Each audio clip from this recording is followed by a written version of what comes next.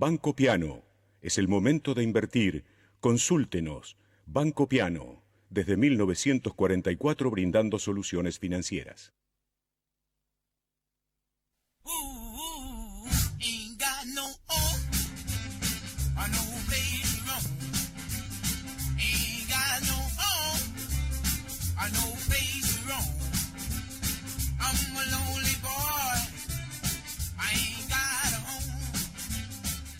Así comienza Café, Finanzas y Reflexiones, con la dirección de Eduardo Corrado y la participación de el doctor Ricardo Malano, José Pablo da Pena, la producción de Claudia Acosta y Martín Say.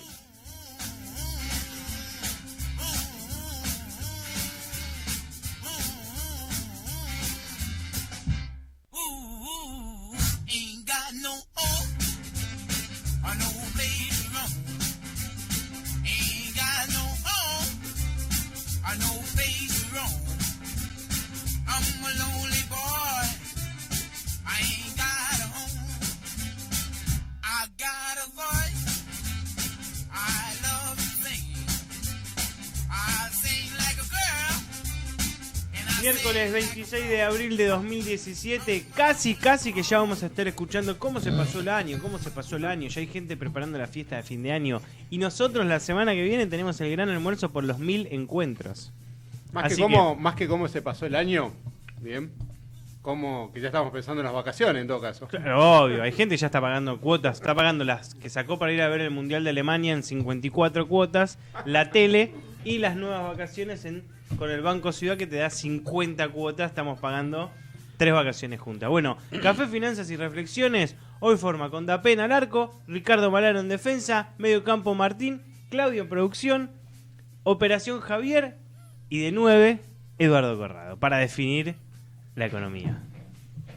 Buenas tardes, queridos oyentes. Vamos a, por supuesto, después de esta introducción, vamos a tratar de ponernos un poco serios y hacer alguna editorial como para llegar después a la reflexión, ¿no? Hoy hace 80 años del famoso bombardeo de Guernica, ahí donde el lenguaje simplemente fueron las bombas.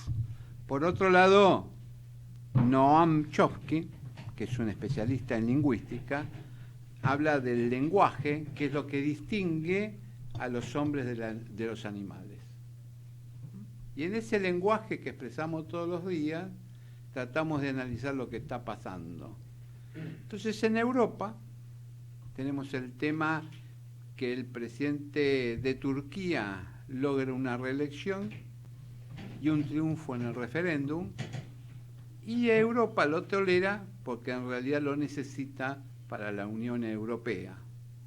Por otro lado, Francia, digamos cuna de la cultura, se debate ahora en el balotaje de los próximos 12, 13 días quién va a ser el presidente. Claramente, los franceses votaron en una dirección, cualquiera sea el triunfador final de esas elecciones, y en eso se va a definir quién es uno y quién es otro. Los dos juegan para el mismo lado, los dos hablan de los nacionalismos y los dos hablan de terminar un poco con los inmigrantes. Uno lo dice en un lenguaje, por eso me refiero al lenguaje de Chomsky, más suave, y otros hablan en un lenguaje más crudo y quizás más real y acorde con la historia de los propios franceses. Los galos fueron los que fueron vencidos por Julio César, pero le costó un grandísimo trabajo vencerlos. Por otro lado, los franceses inauguran el tema de lo que serían las democracias con la Revolución Francesa, esa revolución que en realidad en años duró pocos y luego volvieron al imperio, ¿no? Con Napoleón. Entonces hoy el mundo se debate entre las formas de ser y de expresar, y pareciera ser que todos los gobiernos del mundo tienden hacia el mismo lugar. Por eso me da la sensación que Turquía, Francia y Estados Unidos tiran en una dirección, no importa si es de izquierda o derecha, sino que tienden a los nacionalismos. Y esto va a influir sin duda en lo que son las economías de cada uno de los países. Y por otro lado, si vemos en las economías de los países, vemos que hay una guerra de monedas y una diferencia de opinión entre cuánto tiene que valer una y otra. Ayer el cronista comercial, ¿no?, en uno de los economistas más conocidos, ese que estuvo defendiendo el tema de los fondos buitres, y etcétera, etcétera, dice el dólar tiene que estar a 22 pesos. Y un lector le dice, no, tiene que estar a 34,65. Por otro lado, y el inversor global dice, por otro lado, dice, el 27 de abril a las 8 de la mañana, eso lo dice ayer o antes de ayer, a las 8 de la mañana, el dólar se va a incendiar y va a valer cero. Por supuesto que política y economía van de la mano. Claro está que las reflexiones son simplemente a cargo de los señores oyentes. Hacia ellos vamos.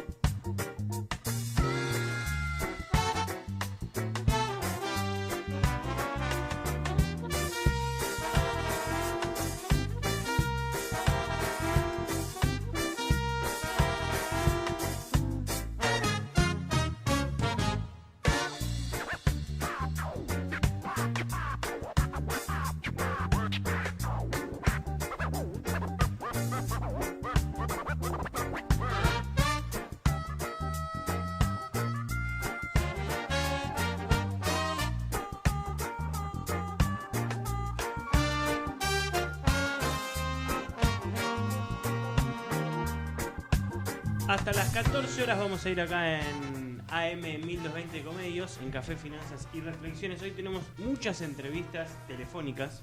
Vamos a tener poca presencia en el piso como tenemos habitualmente. Por eso están escaseando los sándwiches, ¿no? Por eso docena y media. Por eso compró el sándwich de ananá que no le gusta a nadie, pero... Arriesgué un poquito. Son los mismos la semana pasada que sobraron, ¿no? El sándwich de ananá, igual que la pizza de ananá, es como que... como la editorial de... No te dejes presionar, da pena. El sándwich de ananá busca desmoralizarnos para que no mastiquemos, pero claro, esto no sucederá. Con usted no tiene efecto, ¿no? Pero es lo mismo que la pizza, esa pizza que le... O el helado de Fernet con coca. Esas cosas son inventos. O el helado de yerba mate, no. Pero me extraña... ¿Por qué cambiar lo que funciona, ¿no? Me extraña de ustedes que son tan abiertos mentalmente en algunos aspectos, que acá no se dejen llevar por la innovación. Digo, es cultural. Eduardo, vos que hablas mucho de historia, es cultural que el jamón y el queso van de la mano. Y menos para decir. El jamón y el salame, no, nadie hace un sándwich de jamón y salame. ¿Por qué no la ananá con el jamón? ¿Por qué inventar la rueda? Ya está inventada la rueda. Todos los días hay que andar inventando la rueda, no tiene sentido. Pero después la rueda fue un tiro. Fue un tiro por elevación ese es de alguna manera siempre el desafío, ¿no? Demos vuelta a todo lo que ya está inventado para hacerlo de nuevo. No, si ya funciona. Tenemos el sector izquierdo de la mesa, son pacatos, y nosotros dos que innovamos. Desenmascaremos a Corrado. Un tiro por elevación buscando un gol olímpico. Nos dijo, a estos los desaliento con la fruta. Y nos abrió el apetito, empezamos la carbonada que lleva también, ¿no es cierto? Un salteño como el doctor Dapena dijo, carbonada, mejor, me gusta cuál más. Fue la orden de Eduardo Corrado, y los de jamón y ananá, ponerlos arriba, así se creen que todos los de abajo son iguales. El otro día... Eso como viste los verduleros que ponen la fruta, la mejor fruta arriba de todo, y después cuando te la venden, sacan de abajo, ¿no? Te lo hace mucho el supermercado. Todo, bueno, lo hacen todo. No, pero no en la verdura, digo, te ponen la publicidad de un precio y no está ese producto. De hecho, ayer yo casi me ensarto. Estaban en unos cubículos, digamos, unos cereales que suelen valer 20 pesos. Y estaban en el cartelito 3 pesos con 40. Estaban como en un lugar como de promoción. Claro, cuando te acercás era el cartelito del jugo tan que no había más, y ahí estaban puestos todas las cosas. caes como un Carlito, porque agarras un palo, lo pones en el changuito y cuando estás en tu casa... Justamente hablando de eso, me gusta cómo se refiere a eso como los cosos, porque cuando uno no sabe qué decir, lo mismo que la ferretería. Una vez vi una ferretería que dice, cuando vine a preguntar por el cosito, no sabemos qué es el cosito. No, dice. El cartel dice, no tengo el coso, Pero para el coso que arregla el coso. digo. Dígame qué coso necesita para arreglar el coso, porque yo no tengo la foto del coso. Bueno, el ferretero debería saber qué es el coso. El coso, claro, pero aparte el coso que va en el cosito que está encima del coso, ¿no? Sí, pero vos me entendés. Yo te dije coso y te dice el gestito con los dedos del tamaño del papelito donde dice el precio. Bueno, usted ya habla como el coso. El coso es la etiqueta para todo lo que no podemos expresar es con el coso, ¿no? Todos lo entendimos. Bueno, en inglés. ¿No sí, son ahora más que va a hablar en inglés, Corrado.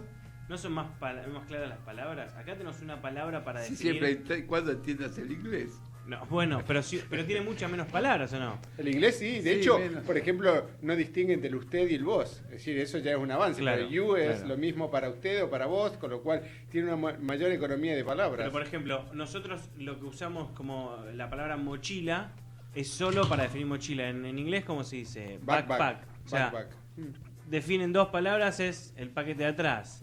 Y así todo, y ahorran un montón y no necesitas saber tantas palabras para poder hablar. Bueno, de hecho muchos dicen que tampoco, inclusive en español, la gente no utiliza muchas palabras. Si uno le pone a pensar el vocabulario que uno tiene es bastante limitado. Justamente la riqueza del vocabulario hace que de alguna manera uno necesite nutrirse para poder ampliar, porque si no, siempre estás hablando de manera redundante, ¿no? Claro. En realidad las personas usan en general no más de 700 palabras. Las personas cultas, en que está, digamos, en un nivel, digamos, más primario de entrenamiento. Lo bueno de Martín es que él utiliza 200 porque con el coso ya más o menos reemplaza 100, ¿no? Claro, todo. Defino 500 con el coso, cosito. Pero para eso está bueno este artículo de Noam Chomsky, que está en las clases magistrales de noticias, y habla del lenguaje. Dice, es uno de los aspectos que define nuestra condición humana, es la exclusiva capacidad por el lenguaje. Examina 50 años de desarrollo científico, demostrando la estrecha relación entre el habla, el pensamiento y su eventual base biológica. Es un tema... El concepto de sistemas finitos con capacidad infinita fue bien entendido a mediados del siglo XX, dice, entre otros conceptos, este pensador. Dice, bueno, pero vos fijate que en la Grecia antigua justamente ya se hablaba de los sofismos, que es la incapacidad que tiene el lenguaje para expresar ciertas circunstancias o cómo de alguna manera con las mismas palabras podés llegar a resultados diferentes, ¿no? Exacto. Los sofistas eran famosos porque tomaban el lenguaje y como si uno tuviese los ingredientes y mezclaban las palabras de una manera tal que, bueno, cuando tenías que llegar a un resultado, llegabas a un resultado diferente.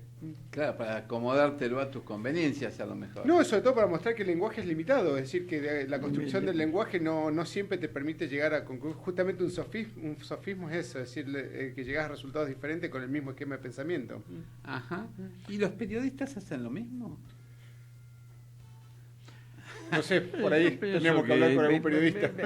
En realidad los periodistas podrían ser los sofistas de la modernidad, ¿no es cierto? Porque a veces con la misma masa de palabras concluyen, según un poco la ideología que tengan o el pensamiento o aquello que le encargaron que difunda, conclusiones muy diferentes y en realidad con el mismo núcleo de palabras y con el mismo núcleo de conceptos.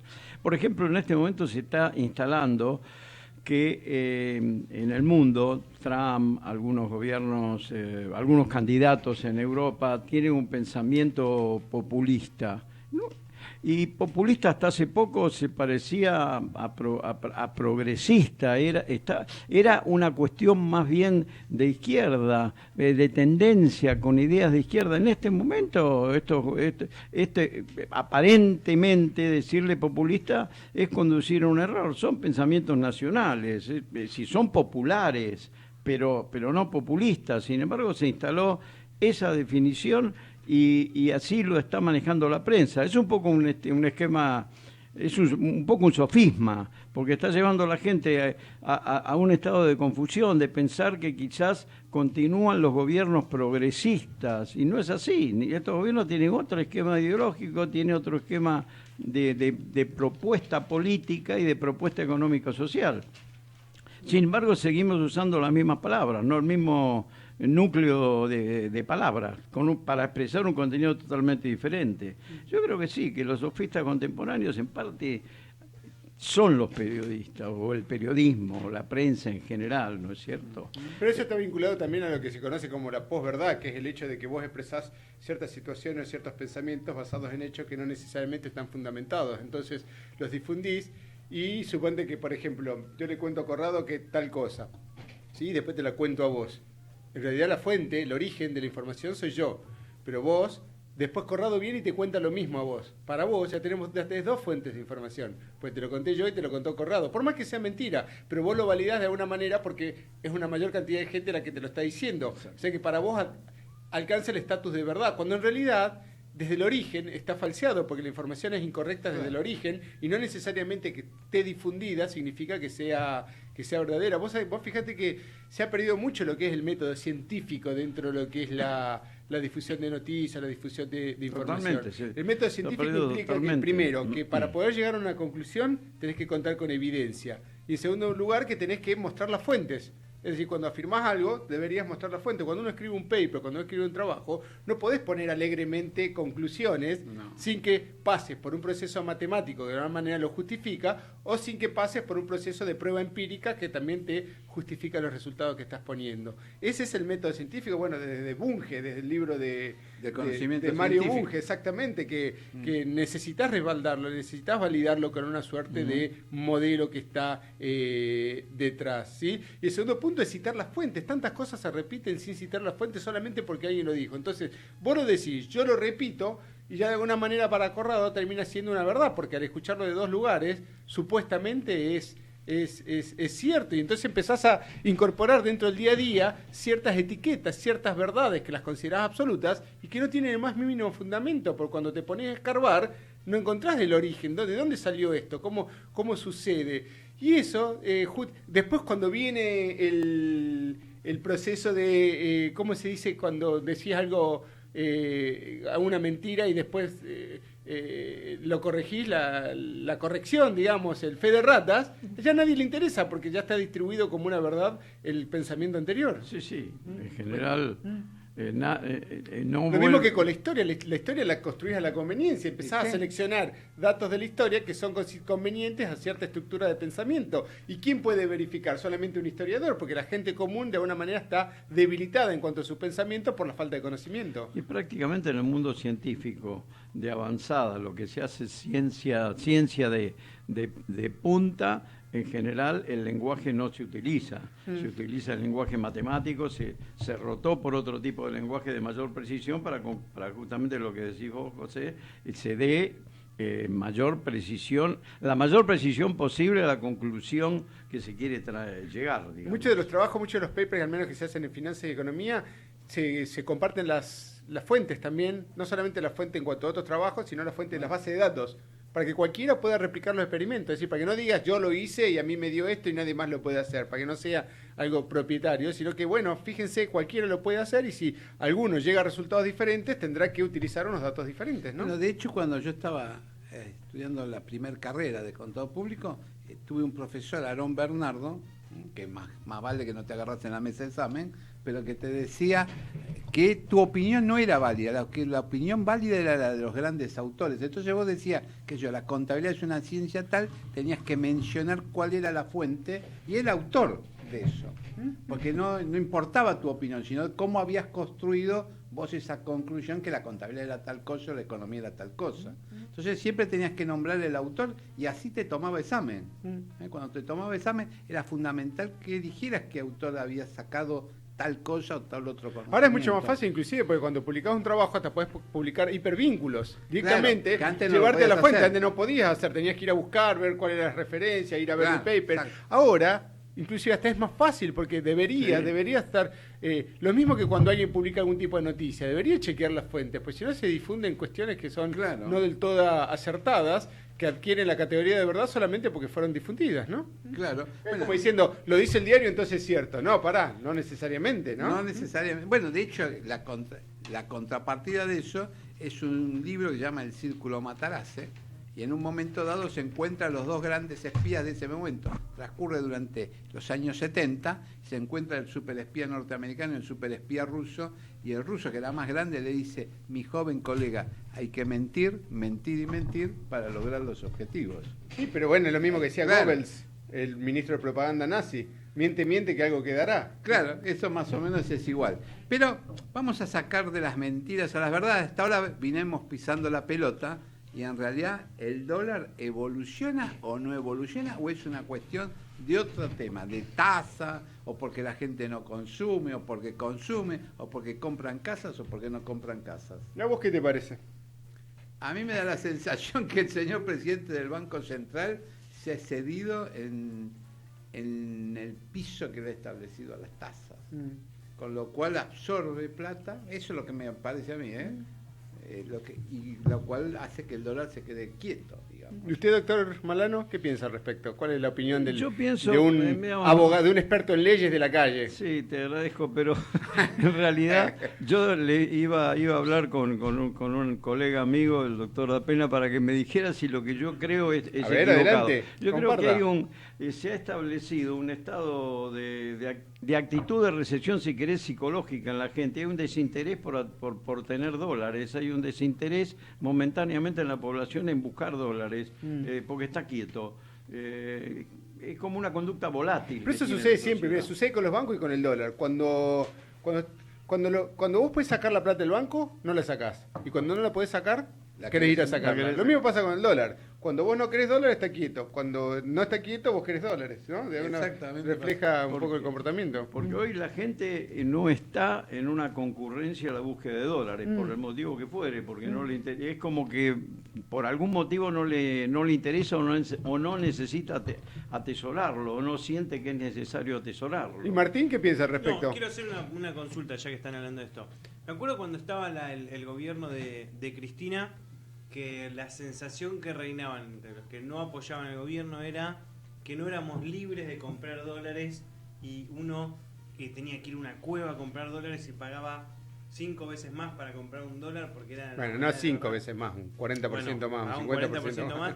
Y había gente que lo podía comprar oficial y lo vendía en la cueva, o le hacía comprar un jubilado, y como decía Ricardo recién, reinaba esa sensación de que no podemos comprar dólares y todos necesitamos desesperados comprar dólares. Fue tan real que se levantó el cepo a la compra, y fue tan real que todos salieron a comprar dólares desesperados, o no era para tanto, o sí le cambió al pequeño ahorrista. Siempre se decía, la clase media que podía juntar, no sé, $500 por mes, no lo puede comprar y se le está yendo todo de las manos. Fue tan así, ¿no? Porque Macri lo primero que hizo fue sacarlo de esto. Y no se vio, y estaban los que decían, si sacamos el cepo se viene todo abajo, la gente va a correr a comprar dólares y el peso argentino no va a salir nada. Fue tan así, yo no sé, me queda la duda si fue así, porque también acá escucho muchas veces que el gobierno que sacó el cepo después tomó ciertas medidas para que no se descontrole todo. Entonces, mi pregunta es esa. Bueno, en realidad, mira, el tema es el siguiente, como para poner un poco de blanco sobre negro, y sin con eso decir que uno tiene la razón, o lo está viendo de manera objetiva, ¿no?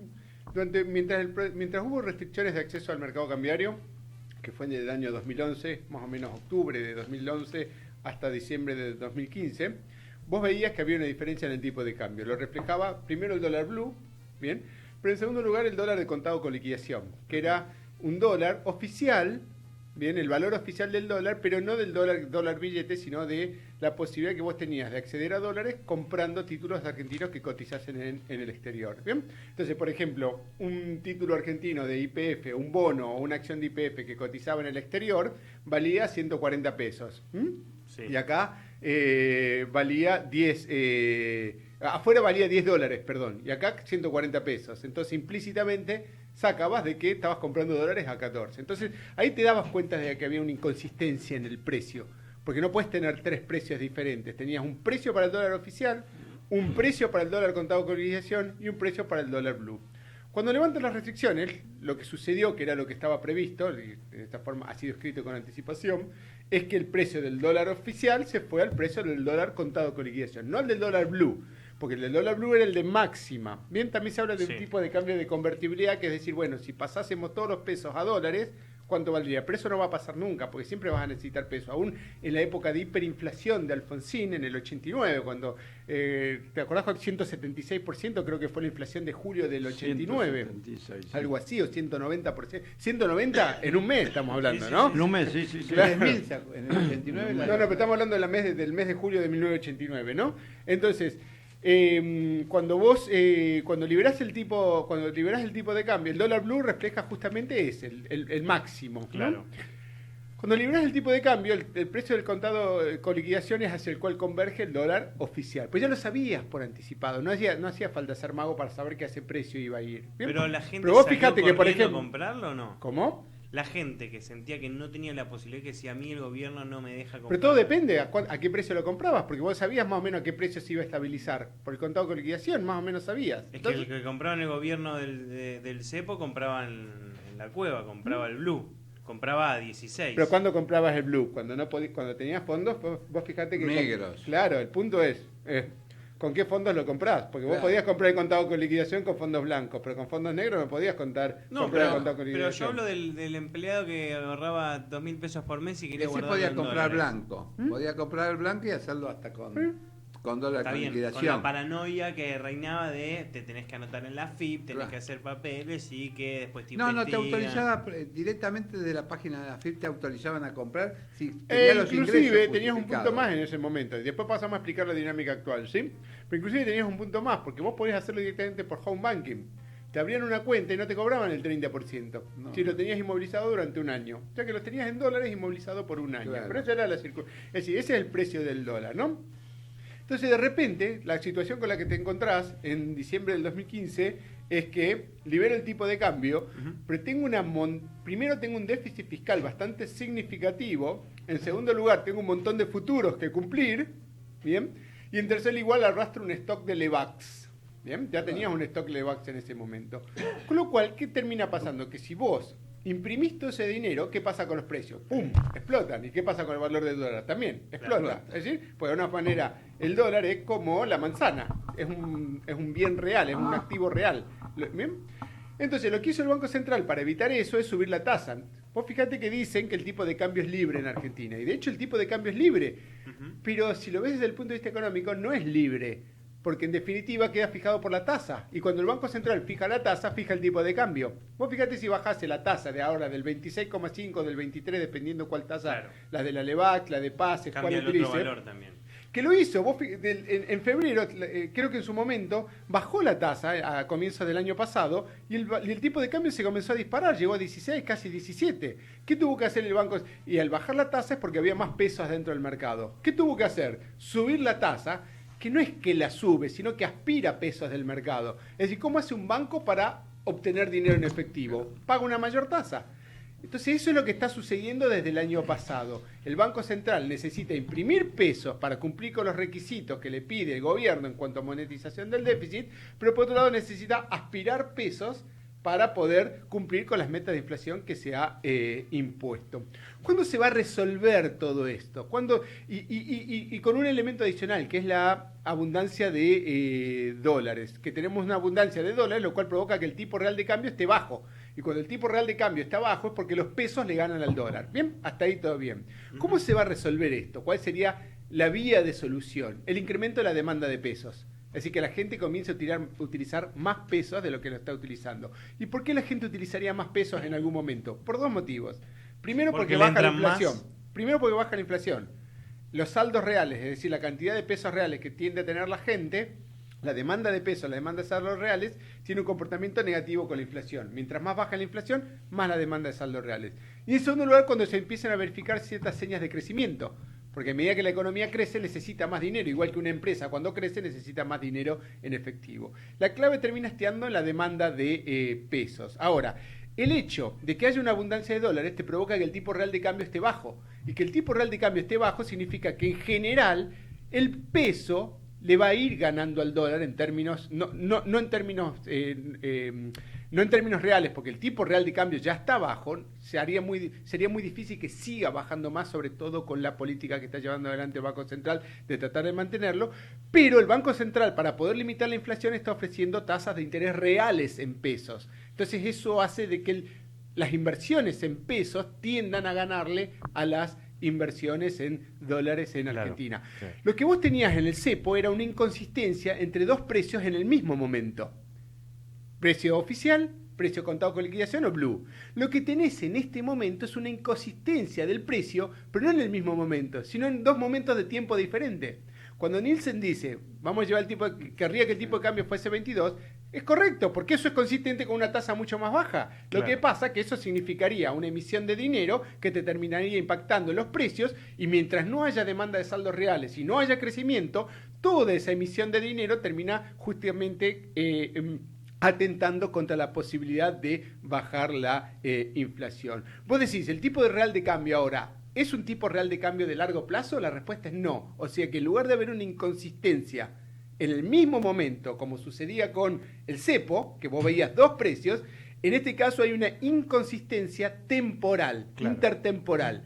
Es decir, vos fíjate que el blue, el contado con liquidación y el oficial están en el mismo nivel, pero intertemporalmente, cuando vos decís de acá a 3 años, ¿a cuánto debería estar? Debería estar más a 22, alto. Sí. Todo esto es consecuencia del objetivo que está persiguiendo el gobierno de bajar la inflación. Para poder bajar la inflación, ¿qué tenés que hacer con lo que tienen pesos? Subsidiarle la demanda, porque si no, no tendrían pesos, se irían al dólar. Claro. Entonces, para poder tenés que subsidiar la demanda de pesos a través de ofrecerle una tasa real de interés positiva, hasta tanto sea la propia economía la que demanda más pesos como consecuencia de un mayor crecimiento o una caída de la inflación y un incremento de la demanda de saldos reales. Clarísimo, clarísimo. José da Pena, una vez más, dando cátedra en Café, Finanzas y Reflexiones desde la UCEMA.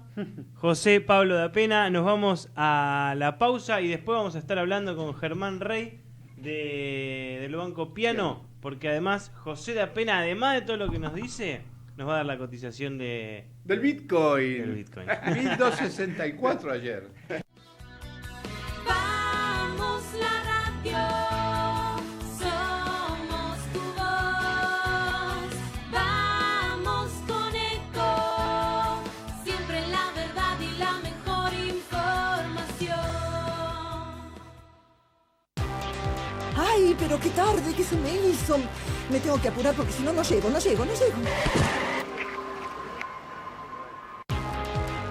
No. ¿Pero seguro? ¿Qué problema?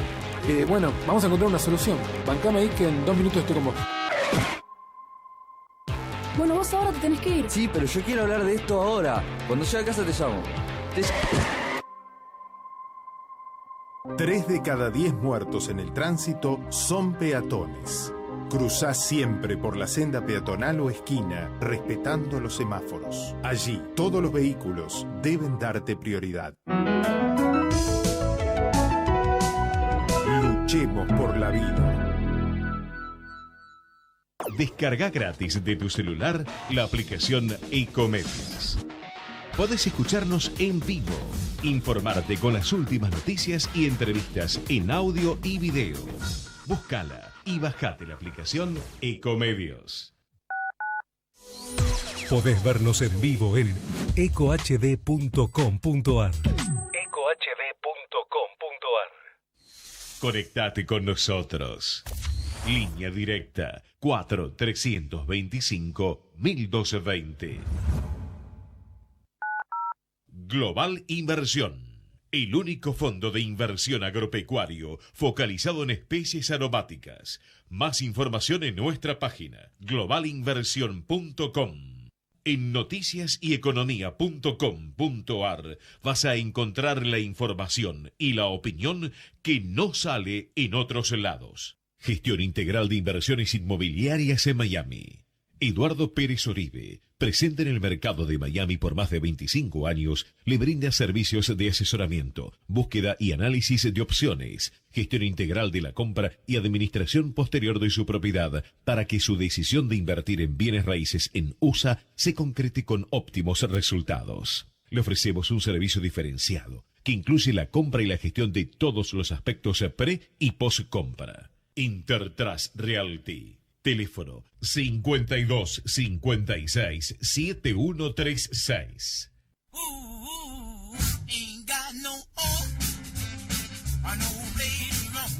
De 12 a 14, Café, Finanzas y Reflexiones.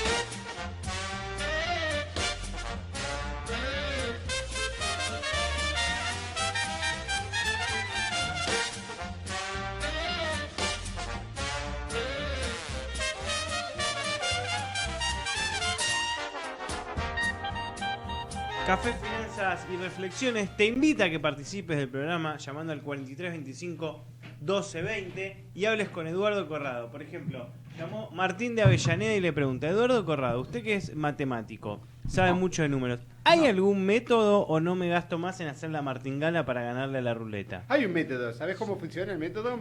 Se llama la paradoja de San Petersburgo. ¿Sí? ¿Va a terminar en andar a laburar o anoto? No, la verdad que lo que dice tenés que jugar a chance, ¿no? Sí. Si perdés, jugás el doble. Si perdés, jugás el doble. En algún sí. momento ganás. Pero justamente si tarde o temprano vas a ganar. Matemáticamente vas a ganar, pero requiere de dos cosas. Requiere primero de que tengas capital suficiente, porque el capital, si vas perdiendo, crece de manera exponencial el capital en juego. Y en segundo lugar, requiere de que no haya límites a las apuestas por parte del casino, porque si no, llega un momento en que tenés que hacer tan grande la apuesta que el casino no te acepta el límite. Pero vos decís, le pones un peso a Suponte, rojo, no, no le sale, pones un peso le a- pones 2 pesos a rojo. Suponte, le pones 2 pesos a rojo, ¿sí? Sale negro. Le pones 4 pesos a rojos, sale negro. Le pones 8 pesos a rojo. En algún momento, por probabilidad, va a salir el rojo. Entonces recuperás todo lo que perdiste más 2 pesos. Claro, pero vos en un momento estás arriesgando $1000 para ganar 2 pesos, Exacto. $2. Pues hay un tercer factor que es el factor... No, pero eso no es ganar, eso no es ganar. Hay un tercer factor que es el Pero factor... vos te dije, ¿querés ganar seguro? Yo te digo cómo. No, pero y aparte de San Petersburgo, demasiado, eso es 2 más 2. No, pero aparte necesitas Pero así se llama la paradoja de San Petersburgo. Claro. ¿Pero por qué? Porque así jugaban, ojo, así también jugaron los ingenieros que jugaban, ¿te acordás cuando existían no existía la calculadora, existían las reglas de cálculo que usaban los ingenieros? A ver, voy a buscar, Sí, regla de cálculo. Y entonces hubo 2 ingenieros que le prohibieron entrar en los casinos del mundo porque hacían eso, hacían el cálculo, digamos, de probabilidad que fuese tal cosa la martingala que fuese a salir. Y se producía y ganaban fortuna, pero requiere un tercer factor que nadie te lo dice, que es el psicológico. Vos tenés que aguantarte psicológicamente cuando vas perdiendo. Claro. De la misma forma que el CEO de una empresa tiene que manejar al directorio cuando entra en pérdida y se lo voy a recuperar en 6 meses. Tiene que manejar psicológicamente la presión para poder mantener la empresa a flote cuando se le está yendo de las manos por circunstancias lo mejor extrañas, ¿no? Sí, sí. El mercado, suponte que mañana Trump lograra que el dólar valiera, no sé, 100.000 euros, habría un factor distorsivo en el mercado que evidentemente transformaría el tema de las empresas y hay que aguantar eso, es un factor psicológico a aguantar. Bien está dicho en economía, esto se llaman las expectativas psicológicas que puede haber. Hay muchos que lo emplean y después están los racionalistas como Robert Lucas, ¿no? Que pierde el juicio de divorcio con la mujer y le tiene que dar la mitad. La mitad. ¿Eso qué tiene Claro, que ver? Porque él, claro, pero bueno. tengo- La nueva columna de chisme que tenemos Claro. en el programa. No, pero Es más sofisticada. Sí, Es lo más- mismo que Einstein también parece que tenía problemas con la esposa, sí, pero vamos a hablar de... la mujer de él sabía más economía que él. ¿Por qué? ¿Qué le hace? Le ponen el contrato de casamiento que si se divorciaba en cualquier momento que fuese, igual le tenía que pagar la mitad del premio Nobel. Pero vos fíjate que hay un refrán que dice que la inteligencia, el nivel de inteligencia de una persona se mide por la capacidad de incertidumbre que es capaz de soportar. Claro. O sea, que de alguna forma la incertidumbre termina siendo algo negativo y por la capacidad que puedas soportar. Sí, y pone en marcha mecanismos autodestructivos que están en la persona biológicos. Yo tengo ¿Qué otro encontraste? método. ¿Qué Tengo otro encontraste? método. Te vi googleando. No, porque hablan de cómo ganar. Te vas, pones la paradoja de San Petersburgo y no te explican por qué se llama así, sino que te dicen cómo ganar la guinea. ¿Viste? Pero a mí me dieron uno distinto, que es uno cuando juega la ruleta son 36 números más el 0, 37. 37. Cuando uno acierta un pleno, te paga 36 veces lo que apostaste. Sí. Con tu ficha. Claro. Está bien, pero vos tenés 36 números. Sí, por eso es lo que da en el casino, lo mismo que en la quiniela. No sé ahora cómo estará, pero si vos, por ejemplo, le aportás a 2 cifras a la cabeza, no te paga 100 veces, te paga 70 veces. Claro. Con lo cual, el valor esperado termina siendo negativo para vos, que es lo que gana la otra parte. El casino va a ganar siempre por una cuestión probabilística. Lo mismo que va a ganar siempre la quiniela por una cuestión probabilística. ¿Cuándo sería justo el juego? ¿Cuando te pagase 100 veces 100, claro. o 37 veces el casino? No, pero uno cuando va al casino acepta que el casino gana y va a perder o a ganar. Y va a entretenerse. También, ¿no? Son los fichines o el sacó que iba uno de chiquito, es el casino. Claro, exactamente. Después está el que se pasa. Pero bueno, vos tenés 36 números más el 0, son 37. Entonces vos tenés que hacer 35 apuestas y dejar un número librado al azar. Por ejemplo, siempre dejás el 1. Entonces pones 35 puestos, dejas el 0 y dejas 2 números, perdón, el 0 y 1 más. Por eso hay algunas rutas que tienen doble 0, ahí tenés que dejar 3. Y siempre vas a ganar, salvo que caiga. Y pero es lo mismo. Pero eso es al revés de acertar un pleno. En algún momento va a acertar un pleno. Bueno, pero son inversiones.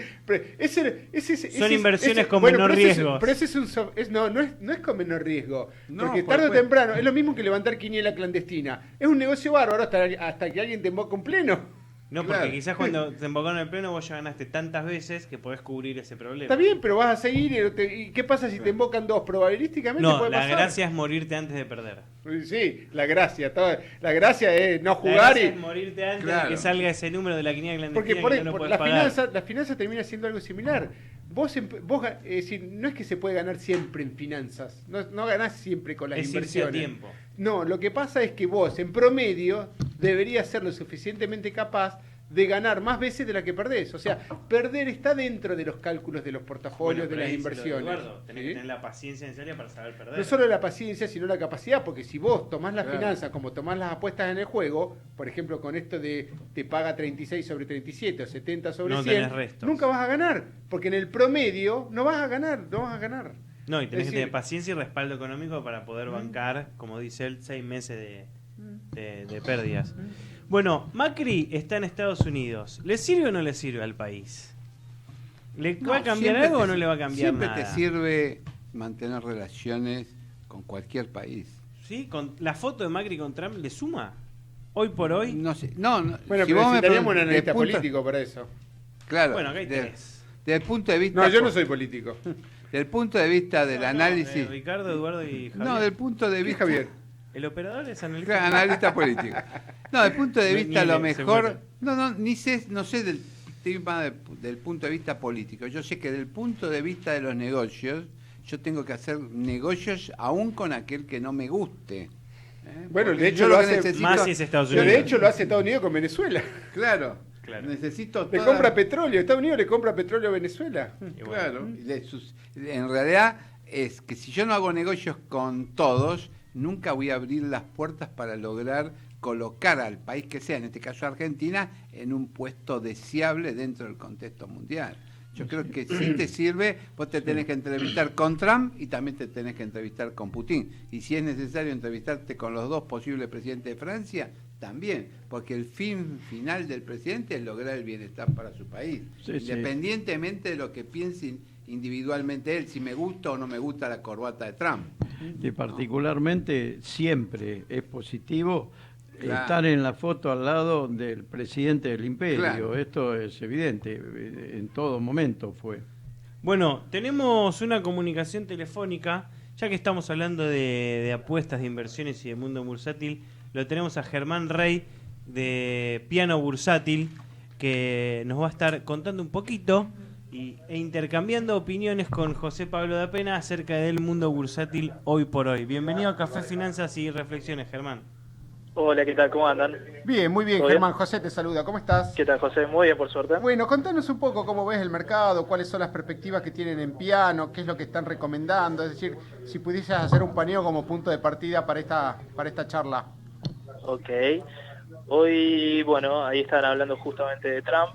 Sí. Hoy está el anuncio, ya estuvo haciendo algunos comentarios el secretario del Tesoro sobre la reforma fiscal de Estados Unidos, que es lo que hoy, digamos, está buscando como driver positivo los mercados del norte, ¿no? Van a bajar los impuestos, ¿no? Es lo que dice el impuesto a las ganancias.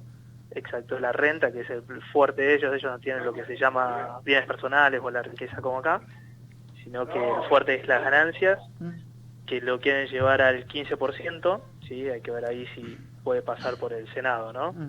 Por el Congreso. Y eso impulsaría, por supuesto, ya sea para empresas y personas físicas. Personas físicas tienen como 7 escalas, si no me equivoco, de progresivas, ¿no? De escalas de impuestos. La quieren llevar a 3, bajando también las alícuotas. Bien. Y para las empresas sí, al 15%, de 35 al 15. O sea que eso provocaría que las empresas tengan con el mismo nivel de actividad un mayor nivel de ganancias, ¿no? Por supuesto, se refleja en sus balances a nivel contable, ganancias a futuro, que eso automáticamente replica en el precio de la acción, viéndolo todo como mayor valor de mercado para la empresa. No, ¿y te parece que eso ya está descontado? Es decir, ¿habría que esperar una suba con estos anuncios o de alguna manera el índice, el Dow Jones o el S&P ya está reflejando esa posibilidad? Bueno, viene de 2 fuertes subas ayer y anteayer, el lunes más que nada por las elecciones en Francia, ayer por este tema y algunos anuncios trimestrales. Pero sí, se espera que siga trepando, porque la reforma de salud, sí, que había propuesto Trump, no pasó el Congreso. Entonces hay algún tipo de miedo de que este anuncio tampoco llegue a pasarlo. Ah, bien. Y eso haría, digamos, que no está totalmente descontado. Bien, o sea que de alguna forma no es un anuncio que sea definitivo, sino es la propuesta de que tiene que pasar por el Congreso. Totalmente, es una propuesta que ya la había hecho en campaña, ahora se está oficializando a los 3 meses, y hay que ver tal cual si es aprobado o no. Bien. Y te pongo un poco en los mercados internacionales. ¿Seguís Japón? No, y en eso no es necesario que me digas que sí, si no cambiamos a otro rubro, pero algo de Japón, ¿sabés? No, la verdad no. Todo lo que es mercado de Asia y Europa inclusive operamos muy poco. Bien, perfecto. Y con respecto al mercado local, ¿cómo lo estás viendo? El hecho de que ayer la tasa de pases se mantuvo en el 26,5, que mira, la vez pasada alguien desde Córdoba me escribía en un grupo que tengo de otra gente que no tiene nada que ver, ¿no? Que nos conocemos, decía, bueno, alguien que conozca las Levax y me puede decir si es algo seguro, no es seguro. Mira, ya las Levax han llegado a todos lados. ¿Cómo estás viendo el mercado local? Tasa mata bolsa, hay un dicho. Por supuesto enfría también un poco la economía, o bastante. Algunos, acusan que esta suba en las tasas podría haber aniquilado esos brotes verdes. Sin embargo, estamos en un proceso muy raro. En mayo, junio, el Morgan Stanley estaría pasando a Argentina de mercado fronterizo a mercado emergente, es un driver muy positivo. ¿Eso es una buena noticia, Germán? Sí, porque va a darle mayor volumen a todas las empresas locales que cotizan en Estados Unidos. Bien. A través de ADR. Y entonces, a mayor volumen, un mercado relativamente chico como el nuestro va a presionar sobre los precios para arriba. Después está el tema que ya se sintió, sobre todo en el precio de los bonos, y el Merval también está en máximos. En el riesgo país, que está perforando los 400 puntos, por el tema de la liberación de los fondos de blanqueo en efectivo, que eran 7.000 millones de dólares. Sí.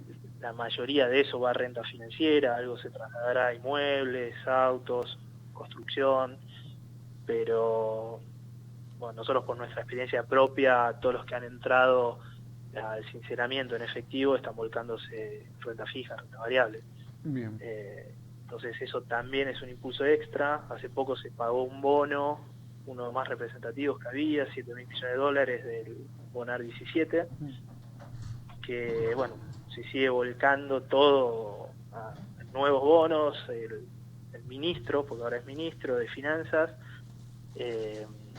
está completando toda la línea de vencimientos, ¿sí? Está agregando un bono por año prácticamente, entonces ya se completa toda la curva y eso hace que el mercado local tenga mayores activos, que es de vuelta muy chico, lo que quieren hacer es agrandarlo, darle mayor profundidad y agregando activos, vencimientos distintos a más largo plazo. El último fue a 20 años para el 2037, está generando nuevos impulsos, nuevos máximos. Hola. Sí, hola. ¿Se escucha bien? Sí, yo sí. Bien. Y mira, justo quería comentarte, la vez pasada no se dio la oportunidad, por eso trasladé la inquietud para esta semana, ¿no? Hará cosa de 10 días, en La Nación publicó en su sección de Economía y Negocios de los domingos, en realidad decía 3 carteras, pero 2 estaban expresadas en términos de porcentuales. Una cartera conservadora y otra cartera agresiva para, en definitiva, lo apuntaba a los fondos del blanqueo. Y Sí. había 2 bonos en particular que estaban presentes en ambas carteras, ¿no? Uno es el A2E2. Sí. Lo ubicás, ¿no? Bonar 22, exacto. Exactamente, un bono en dólares, ¿no? Que paga intereses de manera semestral y creo que paga todo, no sé si paga todo al final, algo así, no me acuerdo. 100% lo paga en enero de 2022. Perfecto. Y el otro bono que estaba presente, me llamó la atención porque había 2 bonos que estaban presentes en ambas carteras, en la conservadora y en la agresiva. Y el otro es el PBF 23, que es justamente un bono de la provincia de Buenos Aires, también en dólares. ¿Lo ubicás? Exacto, sí. Bien. Ahora, el PBF 23 da la impresión de que no es un bono demasiado líquido, ¿no? No, tal cual, tiene una emisión mucho menor. El 22 tiene una emisión de 3.250 millones de dólares. Bien. El otro estará cerca de los 600, no me acuerdo bien, 600 millones. Sí. Y eso hace que en el mercado secundario, porque esa es la emisión primaria, Sí. no haya tanta profundidad. Entonces, el spread entre compra y venta es más amplio. Después, si el bono S22 uno lo puede comprar en dólares o en pesos.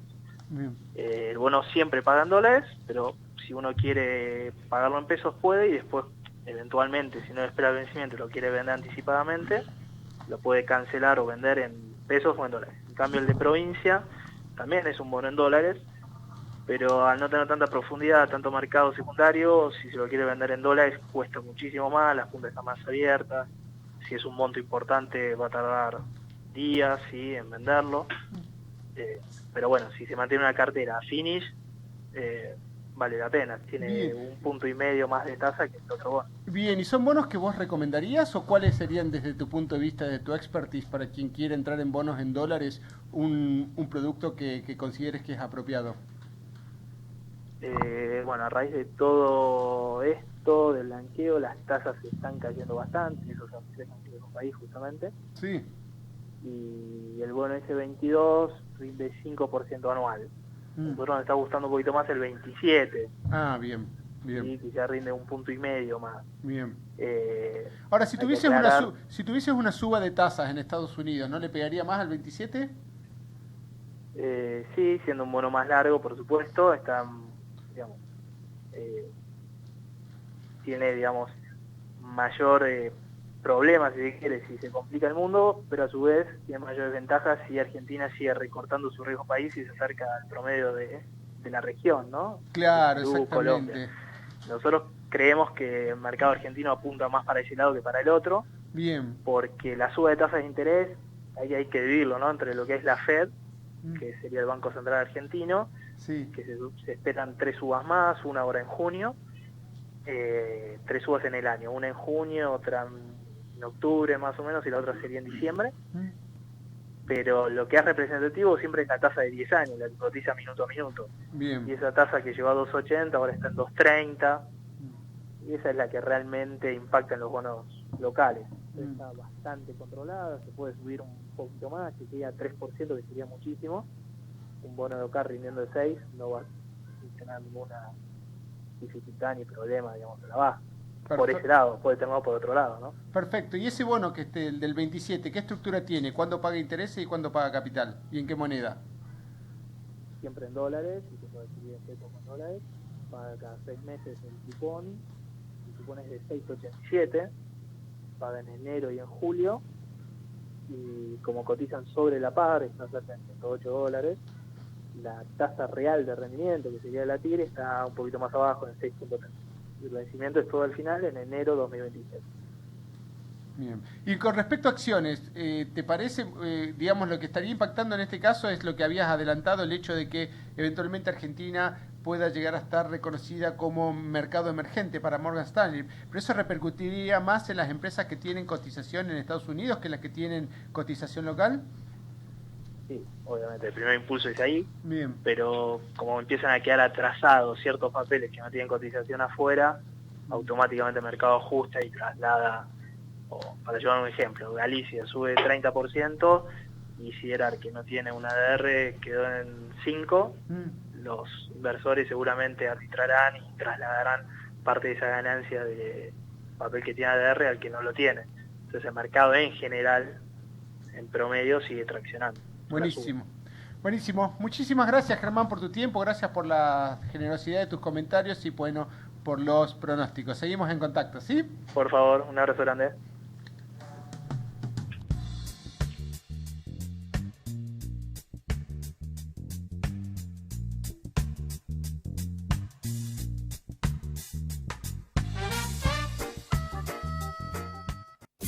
Desde Buenos Aires, transmite LRI 224, AM 1220, Ecomedios.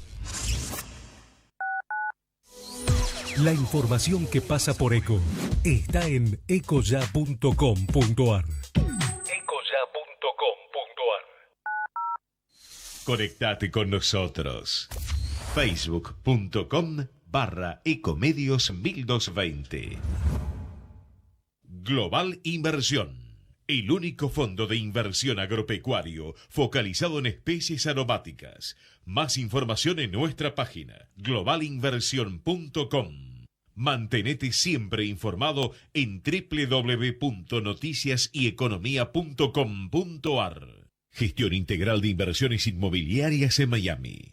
Eduardo Pérez Oribe, presente en el mercado de Miami por más de 25 años, le brinda servicios de asesoramiento, búsqueda y análisis de opciones, gestión integral de la compra y administración posterior de su propiedad para que su decisión de invertir en bienes raíces en USA se concrete con óptimos resultados. Le ofrecemos un servicio diferenciado que incluye la compra y la gestión de todos los aspectos pre y post compra. Intertrust Realty. Teléfono 52 56 7136. Estás escuchando Café, Finanzas y Reflexiones por AM 1220 Ecomedios.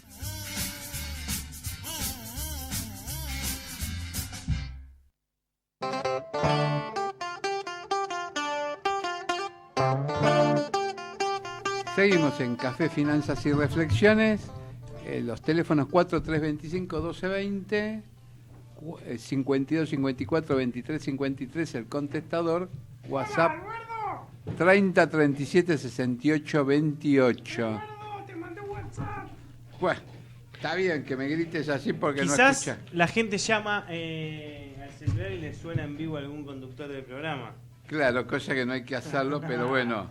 Ha sonado en vivo. Tengo un tema para antes que nada, pasamos a dar las cotizaciones, ¿te parece bien? Porque la gente está esperando tomar notas, ¿sí? En lo que hace a bolsas, ¿sí? El Merval está casi empatado, está bajando levemente 0.07%, está en 21.183 puntos. Dentro de lo que es el Merval, Siderar está para arriba 4.55% y Globant está para arriba también un 1.49%. La outperformance, la mala, digamos, la que no está funcionando o la que de alguna forma está recibiendo la caída es Transportadora de Gas del Sur, que está cayendo un 2.64%. En lo que hace afuera, más allá de las dos subas que nos había dicho Reyes de Banco Piano que habían sucedido los días lunes y martes, hoy también está subiendo el índice Dow Jones, está en 0.32%. Bien, en lo que hace a monedas, el dólar está razonablemente, una caída del dólar oficial, 15,72, el dólar informal, el blue, 16,06 y el contado con liquidación, 15,43, una leve caída de entre el 0,20 y el 0,25% en las tres cotizaciones. Bien, lo que hace a los bonos, lo que tenemos es el Bonar 2017 para abajo, el Bonar 2024 para arriba, el Discount para arriba y el Par para arriba. Esto es consecuencia también de lo que mencionaba, después nos vamos a referir en algún punto a lo que fue la baja del riesgo país. El riesgo país está actualmente en 407 puntos, un mínimo en un año, está cerca de quebrar los 400 puntos. Recordemos que 400 puntos significa 4% por encima de un bono de similar estructura en Estados Unidos. En el año Brasil comprimió 70 puntos básicos, mientras que Argentina le siguió con 50 puntos básicos de compresión. Hacia eso apunta la recomendación que daba Reyes, en el sentido que si sigue bajando el riesgo país, los bonos que más se beneficiarían son los bonos que tienen una mayor duration, un vencimiento más largo en el tiempo, por ejemplo, el que él menciona del 2027. Y lo que hace a tasas, el Avatlar y el Call Money sin cambios, mientras que la Baivar y el plazo fijo para arriba levemente en un porcentaje leve 23,98 la Baivar y el plazo fijo 17,53 nominal anual. El Call Money 24,25 sin cambios por ciento nominal anual y la Badlar 19,50 nominal anual. Finalmente, lo que hace a los commodities. Sí. La soja, $350, una leve caída 0,70%. El maíz, una suba del 1,61%, $143,70. El trigo, una suba del 1,55%, $150,19. El petróleo, $49,56, una suba del 0,67%. Y finalmente el oro a $1,264,90, una caída del 0,83%. Finalmente, te doy lo que estabas esperando, la cotización. No me mala de Bitcoin. Si ya decidimos que $1,308 el Bitcoin, 2,47% por arriba con respecto a la cotización del día de ayer, y lo que hace la semana pasada había cerrado en $1,209, o sea, de que va subiendo $100 en una semana, o sea, más o menos un 8%, subió en una semana un 8%. Recuerden, volatilidad tiene este instrumento, una volatilidad bastante significativa. Ojo al piojo, Cuando empezó tenía 80 centavos de dólar. Bueno, pero para el mismo caso, acordate cuando empezó Apple, ¿cuánto valía? También nada. El punto es... No, también cuando empezó... ¿Sabes lo que pasa? Que por cada una que le acertás tenés 20 que le equivocaste. El punto es, si vos supieras cuál le vas a acertar, sería muy fácil hacerse rico, ¿no? Lo que hablábamos antes del timing. El punto no es tanto si sube o si baja, sino cuándo sube o baja. Vos imaginate cómo quedaron los que compraron Austral, que también costaba 80 centavos de dólar cuando arrancó. Yo propongo que no leamos más lo de Bitcoin, porque es un incesante pero, ¿sabés lo que pasa? Que si vos hubieses comprado Bitcoin hace como un mes, cuando empezaste a averiguar, ya hubieses ganado un 15%. Sí. Hace un mes, hace 3 años lo empezamos. Bueno, pero ¿cuándo empezamos a dar la cotización que vos andabas ahí medio como que te bajaste el wallet? Vos te bajaste. Yo no lo tengo, vos lo tenés. Yo me asocié al grupo. Bueno, pero justamente, ¿cuántos Bitcoin te compraste? Ninguno, ya hubieses ganado dinero. No presta atención, pero es riesgoso. Pero ustedes son hombres de negocio, yo soy hombre de radio. Hagámoslo entre todos. Yo pongo mi celular, yo pongo el wallet. En general, pongo 25 pesos. Es muy difícil asesorarte a vos mismo. Por eso tampoco... Es lo mismo que un médico que le cuesta diagnosticarse a sí mismo y hacerse un tratamiento. Porque el tipo tiene un síntoma y ese síntoma puede ser de diversas enfermedades, con lo cual él asocia las 10 enfermedades a las cuales puede ser. No se presta atención a sí mismo, dice que esto no es importante y listo, ¿no? ¿No podemos hacer un fondo común de inversión de café, finanzas y reflexiones? Digo, ponemos 25 pesos cada uno, tenemos 100 pesos, compremos 100 pesos. Es lo único que tenemos, aparte, digámosle a los oyentes.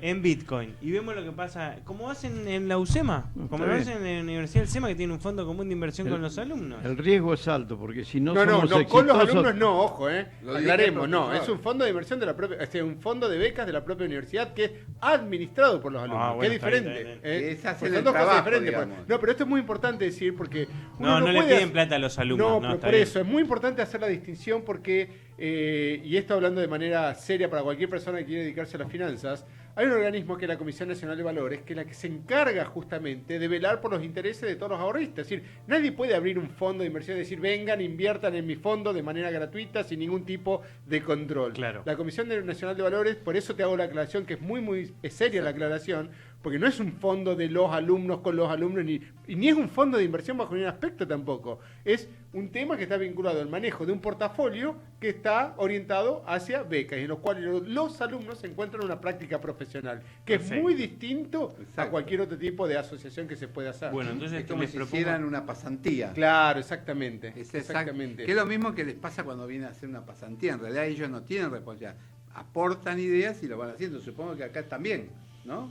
Pueden aportar ideas sobre inversión en los alumnos y el profesor chequeará las diversas ideas. Pero fíjate lo que pasa, ¿no? Fíjate, Argentina tiene un exceso de producción de maíz. ¿Qué hizo el presidente? No, exceso no. Eso justo quería decirte. Antes de ayer publiqué un tuit porque hubo una noticia bastante interesante, que esa te va a gustar mucho a vos, que publicó Infobae, el periodista Daniel Stico, ¿no? Que lo que decía es que el campo le devolvió con creces a Macri la baja de las retenciones. Porque, ¿qué pasó? El año pasado, cuando asume esta administración, lo que hace es bajarle las retenciones al campo en diferentes proporciones, porque no fue uniforme, pero maíz, trigo y soja principalmente. Entonces, ¿qué se dijo? Bueno, se va a beneficiar el campo en esto, se sacan las retenciones, se corren riesgo de los planes sociales, ¿sí? Un montón de cosas se dijeron. Y lo que terminó pasando, de acuerdo a lo que menciona esta nota, que luego de bajarle los impuestos, lo que va a recaudar el Estado como consecuencia de la cosecha es mayor, es más de lo que había recaudado el año pasado. ¿Qué significa eso? Que eso te da la pauta de que en principio es posible bajar los impuestos y terminar recaudando más. Exacto. Es decir, porque de alguna forma estimulás la producción, estimulás la inversión y estimulás el crecimiento. En este caso, lo que se paga vía impuesto a las ganancias y vía otros impuestos es casi igual de, o inclusive no sé si un poco más, de lo que eventualmente resignó el Estado como consecuencia de bajar las retenciones. Mi sensación es de que algo similar debería suceder con toda la economía en su conjunto. Que vos recaudarías mucho más dinero si bajases los impuestos, bien, que si los mantuvieses en los niveles actuales. Hoy se está en la expectativa de una refundación del esquema tributario. Como proyecto en octubre tendría que estar en el, digamos, discutiéndose, consensuándose en Congreso y saldría en el 18, en el primer trimestre. Esa es la propuesta del gobierno, a lo que vos decís. Claro, pero fíjate que esa reforma tributaria, por ejemplo, no toca ingresos brutos, porque es de alguna forma, y hay cierto consenso que el impuesto a los ingresos brutos es muy distorsivo y realmente termina de alguna forma afectando los incentivos a la producción. Que te saquen 5 puntos. Mendoza creo que es el que más tiene, 6%. Empieza de 6 puntos. Exactamente, que te saquen 6 puntos directamente a la venta, que a eso se le suma lo que te sacan de IVA, es algo muy, muy significativo. Más el hecho de que no tenés ajuste por inflación en el impuesto a las ganancias, más el hecho de que el impuesto a las transacciones financieras, a los débitos y créditos también es decir, tenés mucha carga impositiva que te termina afectando los incentivos de inversión. Sin embargo, algo he escuchado como que se va a autorizar un revalúo que va a estar exento de, o sea, como un ajuste por inflación. ¿Vos escuchaste algo? Sí, dicen que van a aceptar el revalúo, pero eso no tiene un ajuste. Digamos, no va a estar grabado por el impuesto a la ganancia. Claro, como si fuese un ajuste por inflación, como para si que de alguna manera los balances expresen la realidad de las empresas. Sí, porque ahora no la expresan. Es como vos bien siempre decís, es un balance falso, porque no me está diciendo realmente qué tiene la empresa, ¿no? No, y vos fíjate que a veces, por ejemplo, lo que vos decís del campo, tuvo un efecto sobre otro tipo de... ¿A dónde fueron los ahorros que obtuvo el campo o las ganancias que obtuvo de más el campo?